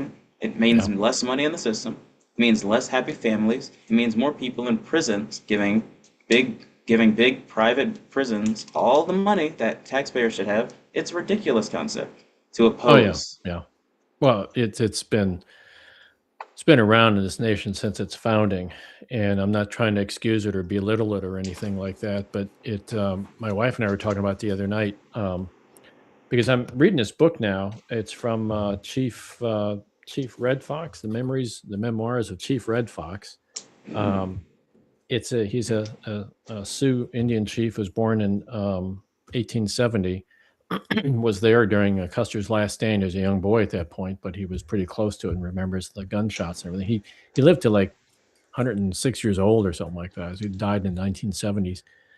Um, but we were talking about that the other night, and like the sense of manifest destiny which swept across this nation from the very beginning was all about um, turning Native Americans into savages and making them an obstacle to overcome, as opposed to finding peace with that nation.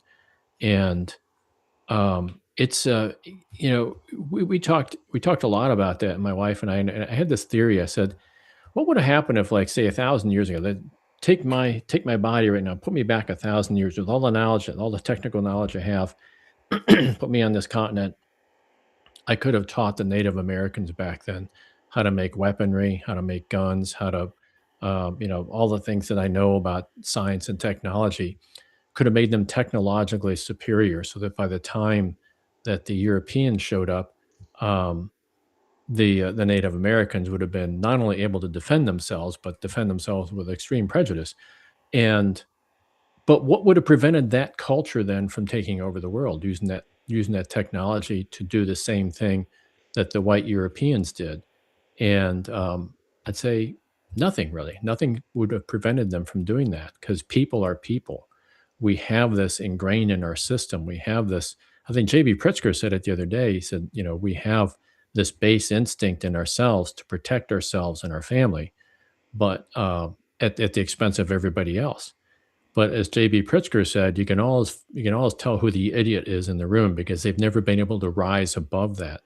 We have to rise above it and experience things like compassion and empathy.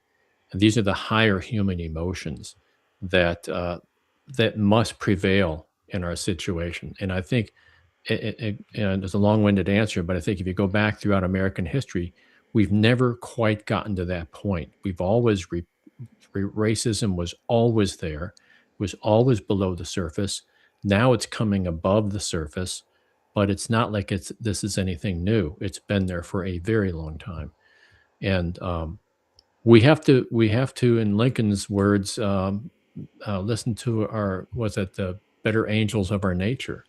We have to be able to rise above it, and as a nation, we haven't, and we've convinced ourselves that we have. I don't know about you, but when I went through school, boy, oh boy, things like slavery and um, what we did to the Native Americans, that was sort of like swept under the rug. Like, we didn't really talk about that too much. I was like, yeah, the Indians are better off now because now they have access to technology and modern medicine and stuff.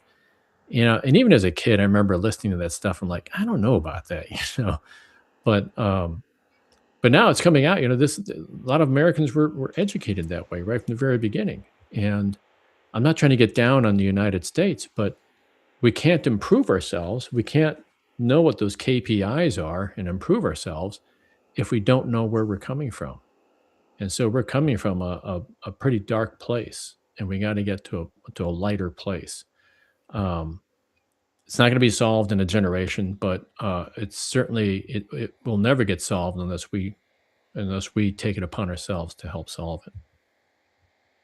And so you just said one more thing. It won't be solved in a generation. The one thing that I have noticed is that it absolutely can be ruined in a generation. Yeah, that's true. It can definitely be ruined in it. Yeah, you're right. It wasn't even until 2013 that Mississippi ratified the 13th Amendment. That's true. Yeah, that's amazing. You know that. Yeah, that's amazing. Yeah, In the 1960s, if I went down there until 1968, I wouldn't have been allowed to walk on the sidewalk. yeah, America, we have never been a nation where social racism, institutional racism have been under the rug. But but this generation, my generation was raised in a time where it was much more peaceful. yeah, Even you can even say this for younger millennials. So they could be convinced that these problems are less prominent now. Just because they grew up in those environments where it is not as horrible. See, I grew up in Tennessee. I was raised there, and by the time I hmm was 10, I was directly taught about racism hmm because you had to be. That was a normal practice for yeah, many black families in rural Tennessee and a lot of surrounding areas. But you've got places like up here in Illinois. Then you've got places like, let's say, Utah or even Nebraska. I'm sure it's much less common. So you can very well be raised in an area thinking that this is a problem of the past, that the yeah, 60s and the 70s were so long ago that there weren't race riots in the 80s, that everybody had just had their little black and white cameras and were kumbayaing until just yeah, now. yeah, yeah. No, it was always there. I was aware of it even back in the '80s when Reagan was there. Um, I noticed a lot of it, and it was underground. And but there were groups, militias all over the U.S. Still are, but there were even in the 1980s there were militia groups all over that were extremely racist, and they were they go out to the woods and do their cross burnings, whatever it is they were doing. I don't really know exactly what they were doing. I'm sure it was all very private, but I knew that they were out there and they were, you know, waiting for their day. And a lot of them see today as their day now. Yeah, because they finally saw an opportunity that would allow this to become normalized, and Yeah. and now we've reached that reckoning. The only question is, what are we going to do about it? And leaders that are cognizant, that are focused, that are dedicated to turning the tide on these problems specifically, they are the ones who are going to be the difference between the fall of our nation and a brief, actually not very brief, another Stumble. long-lasting stint of absolute tragedy that ends hundreds of thousands of lives for no reason. Yeah.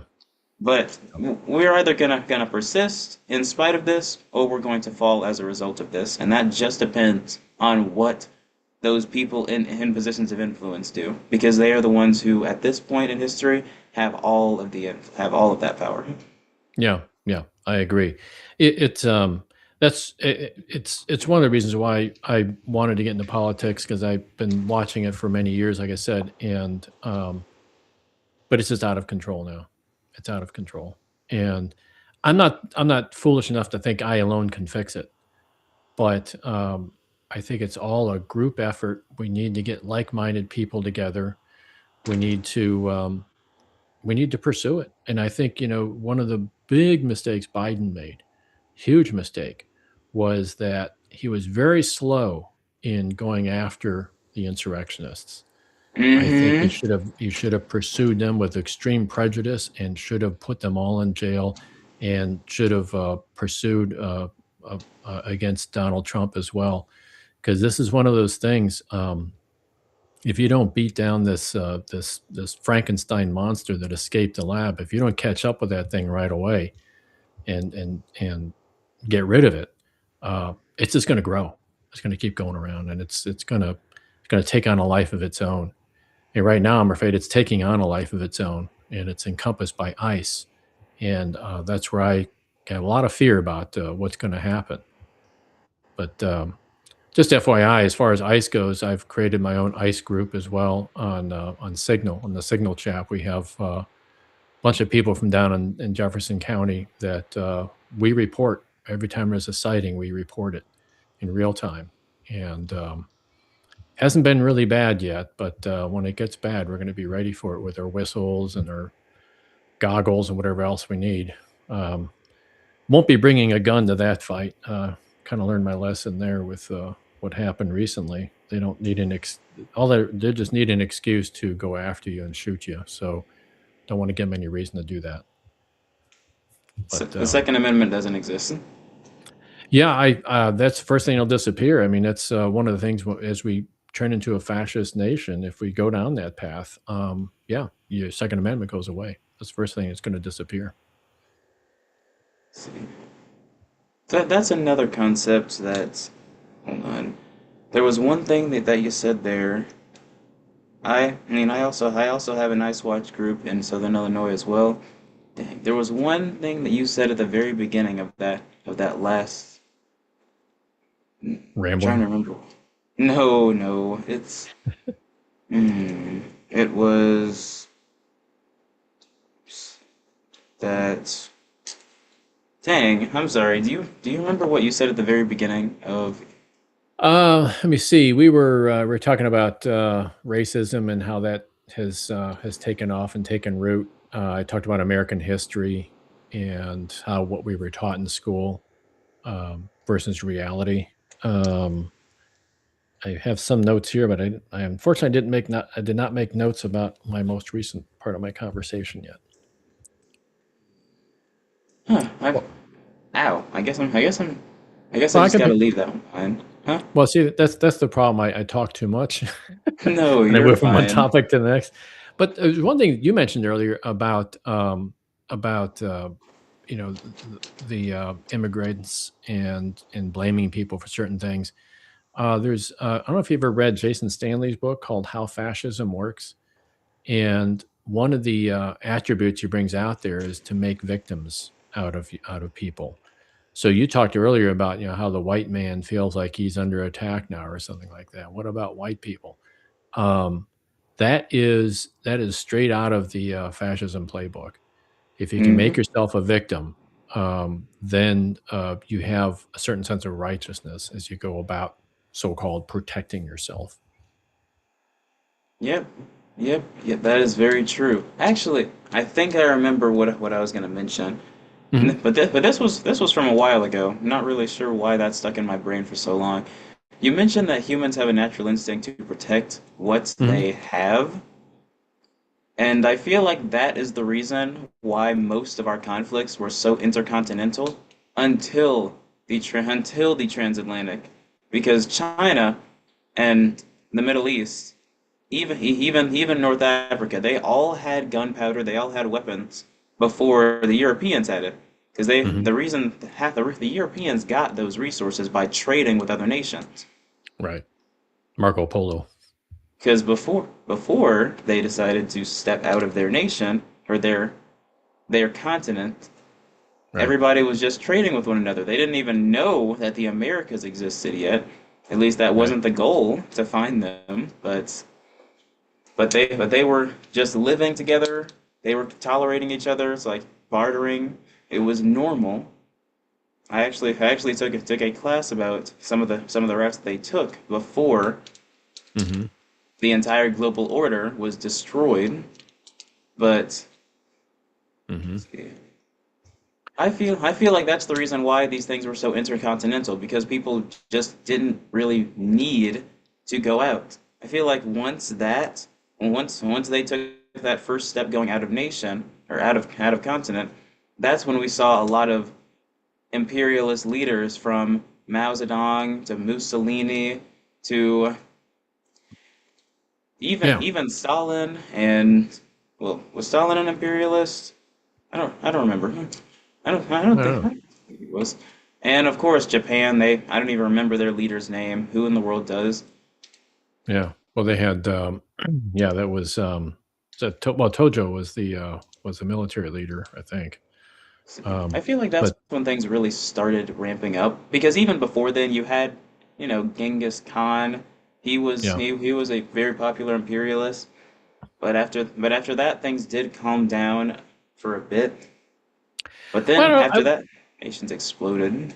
I would take issue with that because I think it's it's been that way throughout history. I mean, think of the Romans back in ancient times.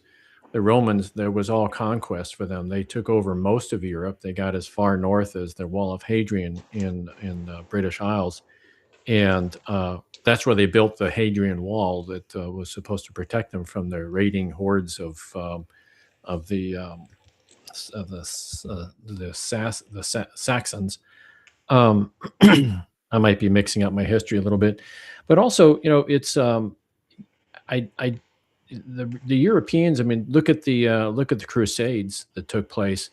It was ostensibly for religious purposes, but the reality was that it was a land grab by a lot of the soldiers back then. When they went into areas which are now modern day Turkey and Israel and that whole Middle Eastern area, they killed everybody. They didn't care if you were Catholic or Christian or Muslim or Hindu or whatever. They killed everybody because it's all about getting the land. So, Hmm. the our past, especially the European history past, is full of conquest, and unfortunately, they brought that to the Americas when they came here. Um, their first instinct was to take, just to take. I mean, if Columbus's very first voyage, he landed in, I don't know if he landed in Hispaniola or that area. Um, took some of the slaves back with him. Took some of the people, made them into slaves, and brought them back to Europe with them. I mean, that was their mentality back then. These people aren't worth anything, so they're just slaves. So I think, conquest has been and imperialism has been woven into the particularly the European history. Maybe not so much in the in Africa, but you mentioned Genghis Khan before, the Mongols. Yeah, they had their imperialistic stages as well. They're finally beat back a couple generations later, um, but yeah, I think, what we're seeing now is because of modern technology, the world has gotten so much smaller, and so now you've got the imperialism is still there, and it's working in overtime. A really good book to read would be from, I think the guy's name is John Perkins. Wrote this book called Confessions of an Economic Hitman, and he talks about the World Bank and how that's been used to go into countries like Ecuador, um, make friends with their leader, uh, and get permission to explore and exploit natural resources. Let's say oil, for example, and what they'll do is they'll give a loan to the World Bank, will help loan money to these countries to build up their oil infrastructure. And then these countries, it's like the mafia. They can never pay it back completely. And so it ruins their culture, it ruins their economy. It sends a lot of people into poverty that weren't there before. So that's imperialism by different name. Take a look at Mossad in Iran, who was the democratically elected leader of Iran back in 1952, I believe it was. Um, First thing he did was try to nationalize the oil, and that didn't sit so well with BP oil. So the MI6 and CIA cooperated to overthrow Mossad and install the Shah. So this is financial imperialism that took place. Well, we're still suffering from the blowback from that whole thing, as Iran is just a state sponsor of terrorism out there. Um, I think in I was just reading about Che Guevara the other day, who was from Argentina originally, and he fought against imperialism in the Western Hemisphere here. I'm not trying to make him out to be a hero because a lot of people would consider him a terrorist, and I think there's a lot of truth to that. But it was all about fighting imperialism that was taking over Central and South America. So this is nothing new. I mean, this is something that this is part of human history. A lot of people aren't that familiar with, but it's out there and it's been there for a long time, and it's something that we, in the words of J.B. Pritzker, that we need to rise above our base instincts and start taking care of people based on compassion and empathy. Hmm. See, I decided to look into it after I said that. Hmm. It's I no, it was not the Europeans who started overseas expansion. It was the Phoenicians. They established overseas colonies across the Mediterranean in 1200 BCE. And Mm-hmm. then they they continued that trend until 5th century BCE. So way before modern history, at least this timeline, Yeah. but they were the first. And then there was no overseas expansion for a long while until 1415. That's when Portugal and Spain started it. So so that's the reason why I didn't know that, why I thought that they were the first, because it just hasn't happened since BC, which is a crazy Hmm. jump. Well, what about the Romans though? They were expansionists, weren't they? Yeah, but the Romans Imperialists. were in their own continent. Yeah, yeah. Well, they got into Africa though too. They were. I don't know if they were able to take over Egypt, but I know that they had very close relationships with Egypt, and they were all throughout the Middle East as well, like the modern Oh, day Israel and Jordan and Syria. So no, they it were. doesn't. They were didn't seem like they were. No, their empire was confined to Europe, they but they worked with North Africa. There weren't any Hmm. overseas colonies at all. Hmm. Well, they were running the show. I mean, that's in the time of Christ. They were running the show there, right? And um, they were over the Palestinians of the day, and Mhm. Yeah, they were very dominant, and apparently I looked it up just to see. I like to fact check myself in real time, because if I yeah, yeah, don't, then me I'll too. get lost. But no, Genghis Khan apparently didn't leave his continent either. Apparently not. Apparently it just wasn't popular. I guess that was just the thing. Well, If I can't walk to it, I don't want to take it over. That's probably it. yeah, that's true, and I think that has more to do with the ships that they were using back then. I mean, it's pretty easy to get back and forth across the Mediterranean. It's pretty tame compared to the open ocean. You could get across the Mediterranean in a Viking boat, basically, but you can't really get across the Atlantic that way. Although I take that back, the Vikings were actually in North America for a brief period of time, but then they I would be abandoned surprised if they weren't. I it. feel like they've touched everywhere. Yeah, At they least were. just been there. Yeah, there's proof now that they were actually in. Uh, was that Newfoundland up in Canada? They were up in that area. It was just a hop, skip, and a jump from Greenland. They already gotten to Greenland, so Canada's like the next one over. So, um, but they were there. They just abandoned it. I think it was Leif Erikson was the lead Viking at that point. If my history doesn't fail me, I don't know. I'll look that one up on Wikipedia. Happy Leif Erikson Day. Yeah, I I traced did my not family roots back to a couple Vikings actually. So I did not know that was a real person. I thought SpongeBob just made some nonsense up. I think it's a real person. Ragnar Lothbrok was, I believe, a real person too. All these more legend than anything else. He was the one of the main Vikings that. He did. He was. You were right. He was a North explorer and the first European to reach North America. Oh my Yeah, yeah, Lord, Leif Erikson. yeah, yeah. So why is SpongeBob celebrating him then? How did they even know Leif about Erikson that? Day. Yeah, yeah. He was an explorer, but I think they abandoned. I don't know why. I mean, there's not much written history from back then, but they probably didn't know the value of what they had discovered. So it's probably too far away from their home base too. I mean, you'd have to go to hopscotch to Greenland, Iceland, and then the British Isles, and then finally back to Denmark or something. That's quite a ways to go. A lot of rowing. And all right, I these guys are goofy. The chat is all goofy. Oh, I can't even see the chat. Is there a chat going on right now? Oh yes, they've Oh, been just they've been yammering the entire time. oh, I have to look at that. Oh, shoot, I didn't I see don't that. There it is. know. I have it kind of hidden because I have my camera like right in front of me, so it's hard for me to see Oh around no, it. on YouTube. That's where I'm streaming. Oh, on YouTube. Oh, okay. Oh, I don't have that up right now. So a lot of people on YouTube getting to us, huh? Why have I been? I have been getting so many calls today. Hold on. I I I think that's just about the extent of what I had. I was gonna end with economics, but that deep dive into pre-modern history was actually very insightful.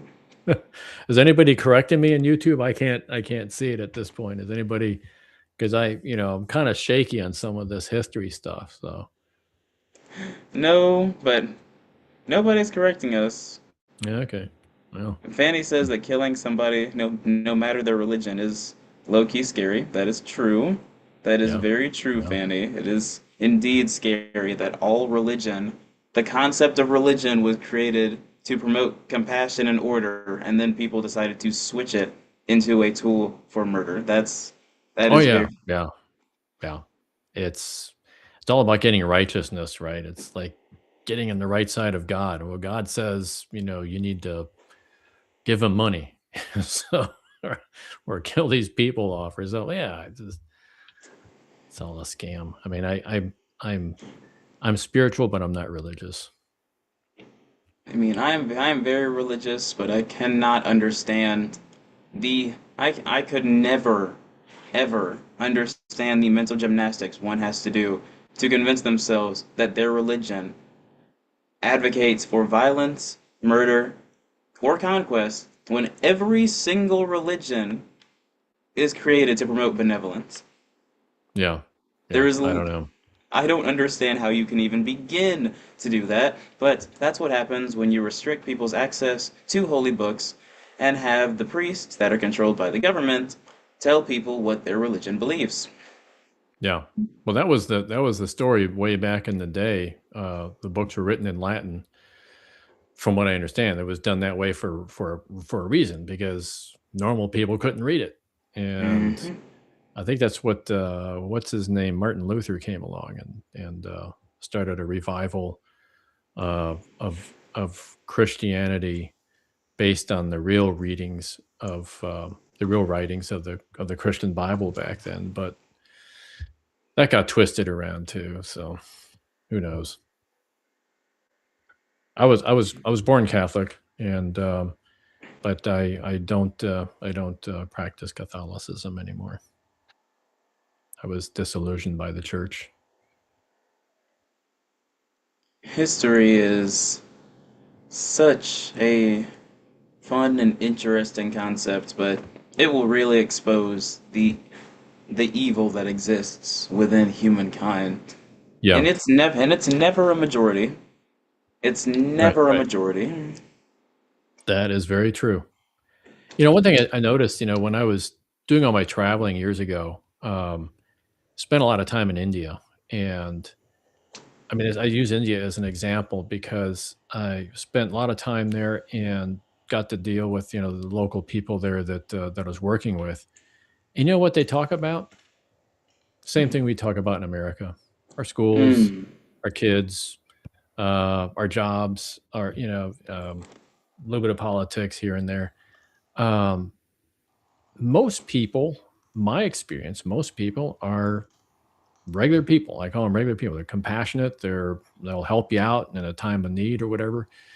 But you're right. There are a minority out there that don't see things the way we do. They get very loud. They get very boisterous. They become very intimidating. This is what we're suffering in the United States right now. They try and intimidate us, and it's a minority of people.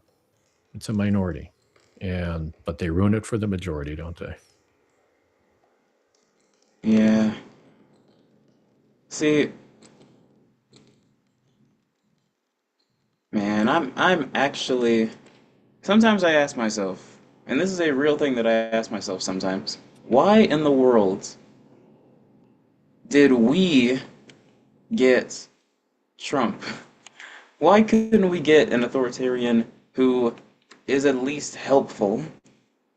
Like, because I know most fascist leaders are just incompetent and they bankrupt their countries, they take over things and just ruin every aspect of a nation. But Right. then you've got the very rare leaders like Modi. See, Modi, his BJP dominates the unitary system, and he is definitely anti-democracy, as he treats his Yeah, he's minorities very badly. anti-Muslim too. Yeah. Yeah.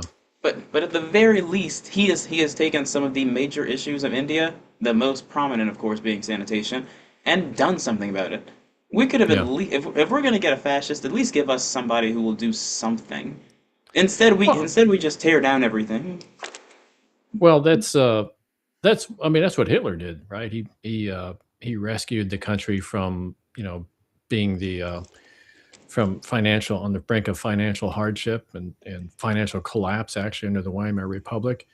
He came back and said, Germany must rise again, be great again, and he delivered for a while. I mean, he did. He delivered for a while. The pride came back. They built an incredible war machine. The problem is that then he ruined it, right? And Mm, see, Trump is actually short circuiting the system. He just goes right to ruining it. He doesn't hmm build us up at all. He just goes right to ruining it.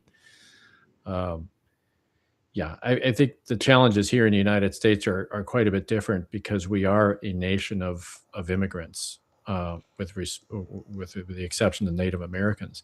We are a nation of immigrants, and um, it becomes really hard to tie together all these cultures. And so I think ultimately a fascist movement in this country, I've got the feeling, will fail because we are already too diverse.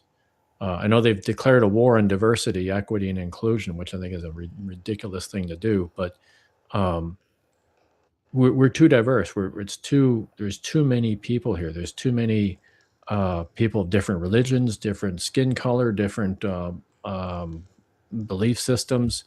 Uh, you go right down the line, hmm everything. Yes, we are still majority white, but that is quickly disappearing. And so I don't know. I think it'd be really hard to do anything to create a fascist government here. But I hope I'm right, but I fear that I'm wrong. That it may still succeed. Who knows? All I know is we got to fight it. We'd have to fight it either way. That's not who we exactly. are. It's not who we are, and we have to become a different nation too. I think we have to become a much more tolerant nation. We have to become the nation that was promised to us by our forefathers, even though they themselves were quite hypocritical in their definition of man. But they, um, they put forth a promise to us, a nation that is governed by its people, and a nation that's fair to its people. It's just. We have a long ways to go, but I think we're on the right path. We just we're getting off that path at this point. We need to fix that. See. Now that's definitely for sure. And that's going to take hard and fast action from our opposition party. That means Democrats are actually going to have to step out of their comfort zone and do things that are difficult, that are lasting, that are that are broadly reaching, and that limit their opponent's ability to simply make every aspect of American life worse, whether they like it or not. Yeah, I think we have to act quickly. I think that hopefully this thing does snap back and we end up being a more progressive nation, which is I think we were on the path to doing. Um, but we have to act quickly. I don't think we can be complacent. I think Joe Biden was far too complacent. There was an opportunity to snap back and be the and push us more toward the nation we were meant to be. Um, we need to get rid of the electoral college. I think it's a big ask. I know. Need to get rid of that. We need Hmm. to, as we mentioned before, either make registration for voting automatic or eliminate voter registration and just make everybody, every citizen qualified to vote. Um, there are some major systemic problems that we need to fix. Um, the Constitution for Norway was written in 1814, if I'm not mistaken, and Norway is considered one of the most democratic nations on earth. Do you know how many times their constitution has been amended since 1814? Probably over a Over, hundred times. over 300 times. And yet you get people in this country saying, "Oh, we don't want to do constitutional amendments because it should be difficult to change the constitution." I'm of the opposite opinion. I says the Hmm. society changes a lot. We are not the same people we were 250 years ago. Um, so we have this technology. We have all kinds of different challenges these days. We need a constitution to keep up with us. So it should be easier to amend the constitution. It should be easier. That goes for both state and federal constitutions. We need to make some fundamental changes, and one of them is getting rid of the electoral college. um, I get that smaller states, less populous states will suffer. um, but I mean, it's ridiculous right now. Look at the state of Wyoming. If you're living in Wyoming right now, you have 68 times more representation in the US Senate than a person in California has. And one of my running Hmm. jokes is, if you're living in California and if you want to vote 3.5 times for president, you can. All you have to do is move to Wyoming because your voting power. So this is what the Electoral College does to us. It gives too much power. It makes it what they call it, the tyranny of the minority. And we also have to be aware of tyranny of the majority too. We have to put safeguards in place for that. But right now, it's not working out. We're giving we're giving way too much power to a minority of people. Hmm. So It's that's me ridiculous. rambling. Yeah. So we Now, got any? I can't see YouTube right here. I should probably click on it. I'm afraid to do that because I'm using Microsoft. I mean, I'm using Chrome from Google at this point, running on Linux, and Chrome is really unstable. So I don't want to change anything. I don't want to go look at YouTube. The whole thing will crash, and I'll be offline. oh, don't you worry. I'll make sure to send you the live stream as soon as we're done here. Okay. Then you'll be able to see all of it. But this talk has been extremely productive, and I'm glad that I was able to get you riled up on a lot of different topics. I feel like there are a lot of aspects of your character and the character of our future leaders of the country that we need to see in our legislative seats. And I can say with the utmost confidence that if no, when you get that seat, you're going to do a great job, and I'll try and help you however I can. Well, likewise here too. I wish you the best of luck. I think um, I would like to see I would like to see my seat being taken over by someone of a younger generation, and I look forward to that possibility. But until that happens, I'm willing to jump in there and do whatever I can to help. And I hope you have the same amount of fortune in Illinois. Did you run last time, by the way, or is this your first time running? I did Okay, okay. How did you do? badly. Really? What percentage were you getting? Well, I didn't really get much of anything. It's Really? because I it's because I did not take the race very seriously. I more just Hmm. did it to get myself involved in something. Yeah. And then when I started hitting roadblocks because the Democrats were, on me, that Hmm. I didn't back down per se, but I did not put nearly as much effort into the race as I should have Yeah. because then that would have prolonged the entire process. Yeah. So I Yeah. just let things play out as they did, and naturally I only got few hundred people. It's a Hmm. hundred. It's a No, one that's hundred thousand person district, so okay. I got like I got 5%. I got 1% Okay. of the vote. Okay. Well, that's yeah, I have substantially less people here. My district is about 35,000, somewhere in that area. Wow. Um, yeah, I've threatened to run for state senate in this district as well. Hopefully, if I can find someone to run for the House, but right now I'm just running for House. But if I ran for state senate, I think that's more up around 100 and yeah, probably 120,000. I'm not sure, but that's having that many people in your district. That is a real that makes your challenge multiple times more difficult than mine here. Um, I admire that you can get in here and do it. This is on the small side over here. Really? Wow. Hmm. Wow. Yeah, I guess Missouri has a total of like 8 million people. I mean, sorry, 6 million people. So I Yeah. think You guys are just half of ours. yeah, yeah, you guys are a lot more population, so I guess it's going to be more people per district for you guys. So, well, it's been great chatting with you. If you want to get together again sometime, I mean, I've still got a whole lot in me to talk about, but if you want to get together again sometime in the future, I'm up for it anytime, really. Of course, I would love to go over some effective solutions to these problems that our states are dealing with. Because heaven knows that we do not have that much time to plan every single second. Yeah. Another dictator could be kidnapped. So we gotta get moving. Yeah. Oh yeah. Oh gosh. Yeah, you got me. One of the things I'll say, I'll part with this. With all the stress we have these days, and with now we got ICE on top of that, and we've got ICE just killing people in the street, killing citizens in the street. Um, One thing to keep in mind, and I've written an article about this and published on my newsletter. Um, Keep joy in your heart.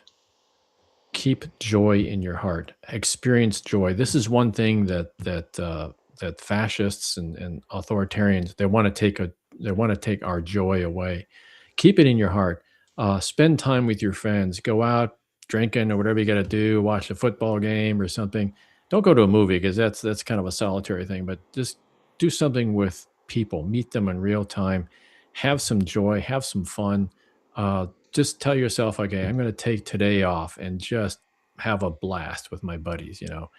Um, could be just as simple as going to dinner or something. But um, the problem with the stress level that we have in this country right now is it's really getting a lot of people down. I see it online a lot. People are talking about they're at the edge of their sanity or something. I keep coming back to them saying, walk away from it, step away from it for a little while, take a day off, have some joy. Um, if you don't do that, you're going to suffer from stress, and you're going to disconnect. And then once you do that, that's exactly what the authoritarians want from us. They want us to disconnect. We need to spend time with our kids, spend time with whatever you do, um, take in a game with your buddies or something. I'm really serious about that because that is what makes life worth living. And if you take your eye off that ball, your life just becomes miserable. You're going to get PTSD. You're going to get all kinds of horrible things happening to you. Take care of yourself. That's number one. Have that joy. That is a great lesson to carry with us during 2026. The start of this Yeah. year has been tough, but we got a lot more to go. So we got to go ahead, jump straight in it, take it. And if we need to Yeah. step back, we got to be ready to do that so we can be bright-eyed, bushy-tailed for when we return. Yeah. Yeah. Exactly. Step back once in a while. Make it a point to step back. You have to for your own sanity. Absolutely. So good. Right? In conclusion, Dan Um, Schaefer for Missouri District 97. Thank you. We're gonna help our startups. We're gonna try and preserve democracy, make sure our elections are free and fair. We're gonna make sure that our public schools are properly funded. We're gonna make Yeah. sure that Work on. we penalize the big investors who buy out the homes. Our candidates are gonna have to use full transparency. Our fiscal policy is gonna have to be more transparent. Our healthcare is going to improve. The voice of the people must be heard. A lot of Oh, priorities here, and you need to elect a qualified candidate to make sure they get done. right. Any final words from you? Oh, thanks, Jamel, and yeah, I give you the same kudos there. You seem like a very bright person. I think you've done a lot more research than I have on a lot of issues. So you definitely have the academic chops to take on this job. I appreciate all the time you spent with me today, and like I say, I'm open for any other time. If people want to find out more about me, it's at dan4mo.com. That's DAN, the number four, MO. That's the Missouri postal abbreviation, dan4mo.com. Check it out. And yeah, I certainly would appreciate hearing from people. I'm anxious to look at the YouTube discussion. Really like looking at the comments. I digest those things and go over them because it really is, it's people speaking from their heart. And so, but if you want to speak to me directly, dan4mo.com, shoot me an email at dan4mo.com. And yeah, I'll get back to you, I promise. It was really great having you today, Mr. Dan Schaefer. Thank you so much again. And I hope that, in spite of all the snow that is surrounding our houses, that your heart is nice and warm today. I was just looking out the window a little while ago because there's a snowplow right in front of my house that got stuck. We live on a big hill here, and he's actually going downhill, and he got stuck out there. But I think he got loose now. But we had a ton of snow in the last 24 hours. Oh, goodness. Yeah, you Well, guys too. You're right across the river, so you guys got pummeled as well. yeah. I mean, it's just big. It's still light, so I can, throw it Oh out the yeah, way. It'll be fine. it's a very light snow. That's true. It's a very light snow, powdery. Hey, to But you you're and right. to all my viewers, you guys are loved, you're appreciated, you're gonna do amazing things. Drink your water, hug your mother, eat your vegetables, and Godspeed. Have a great rest of your day. Delta's Thanks. out. Bye bye. Peace. Peace, man. Come on, give a peace sign. Oh, peace. Yeah, peace. Sorry. I know you're trying to get me to do it. There you go. Peace. Oh, I got to do it this way here.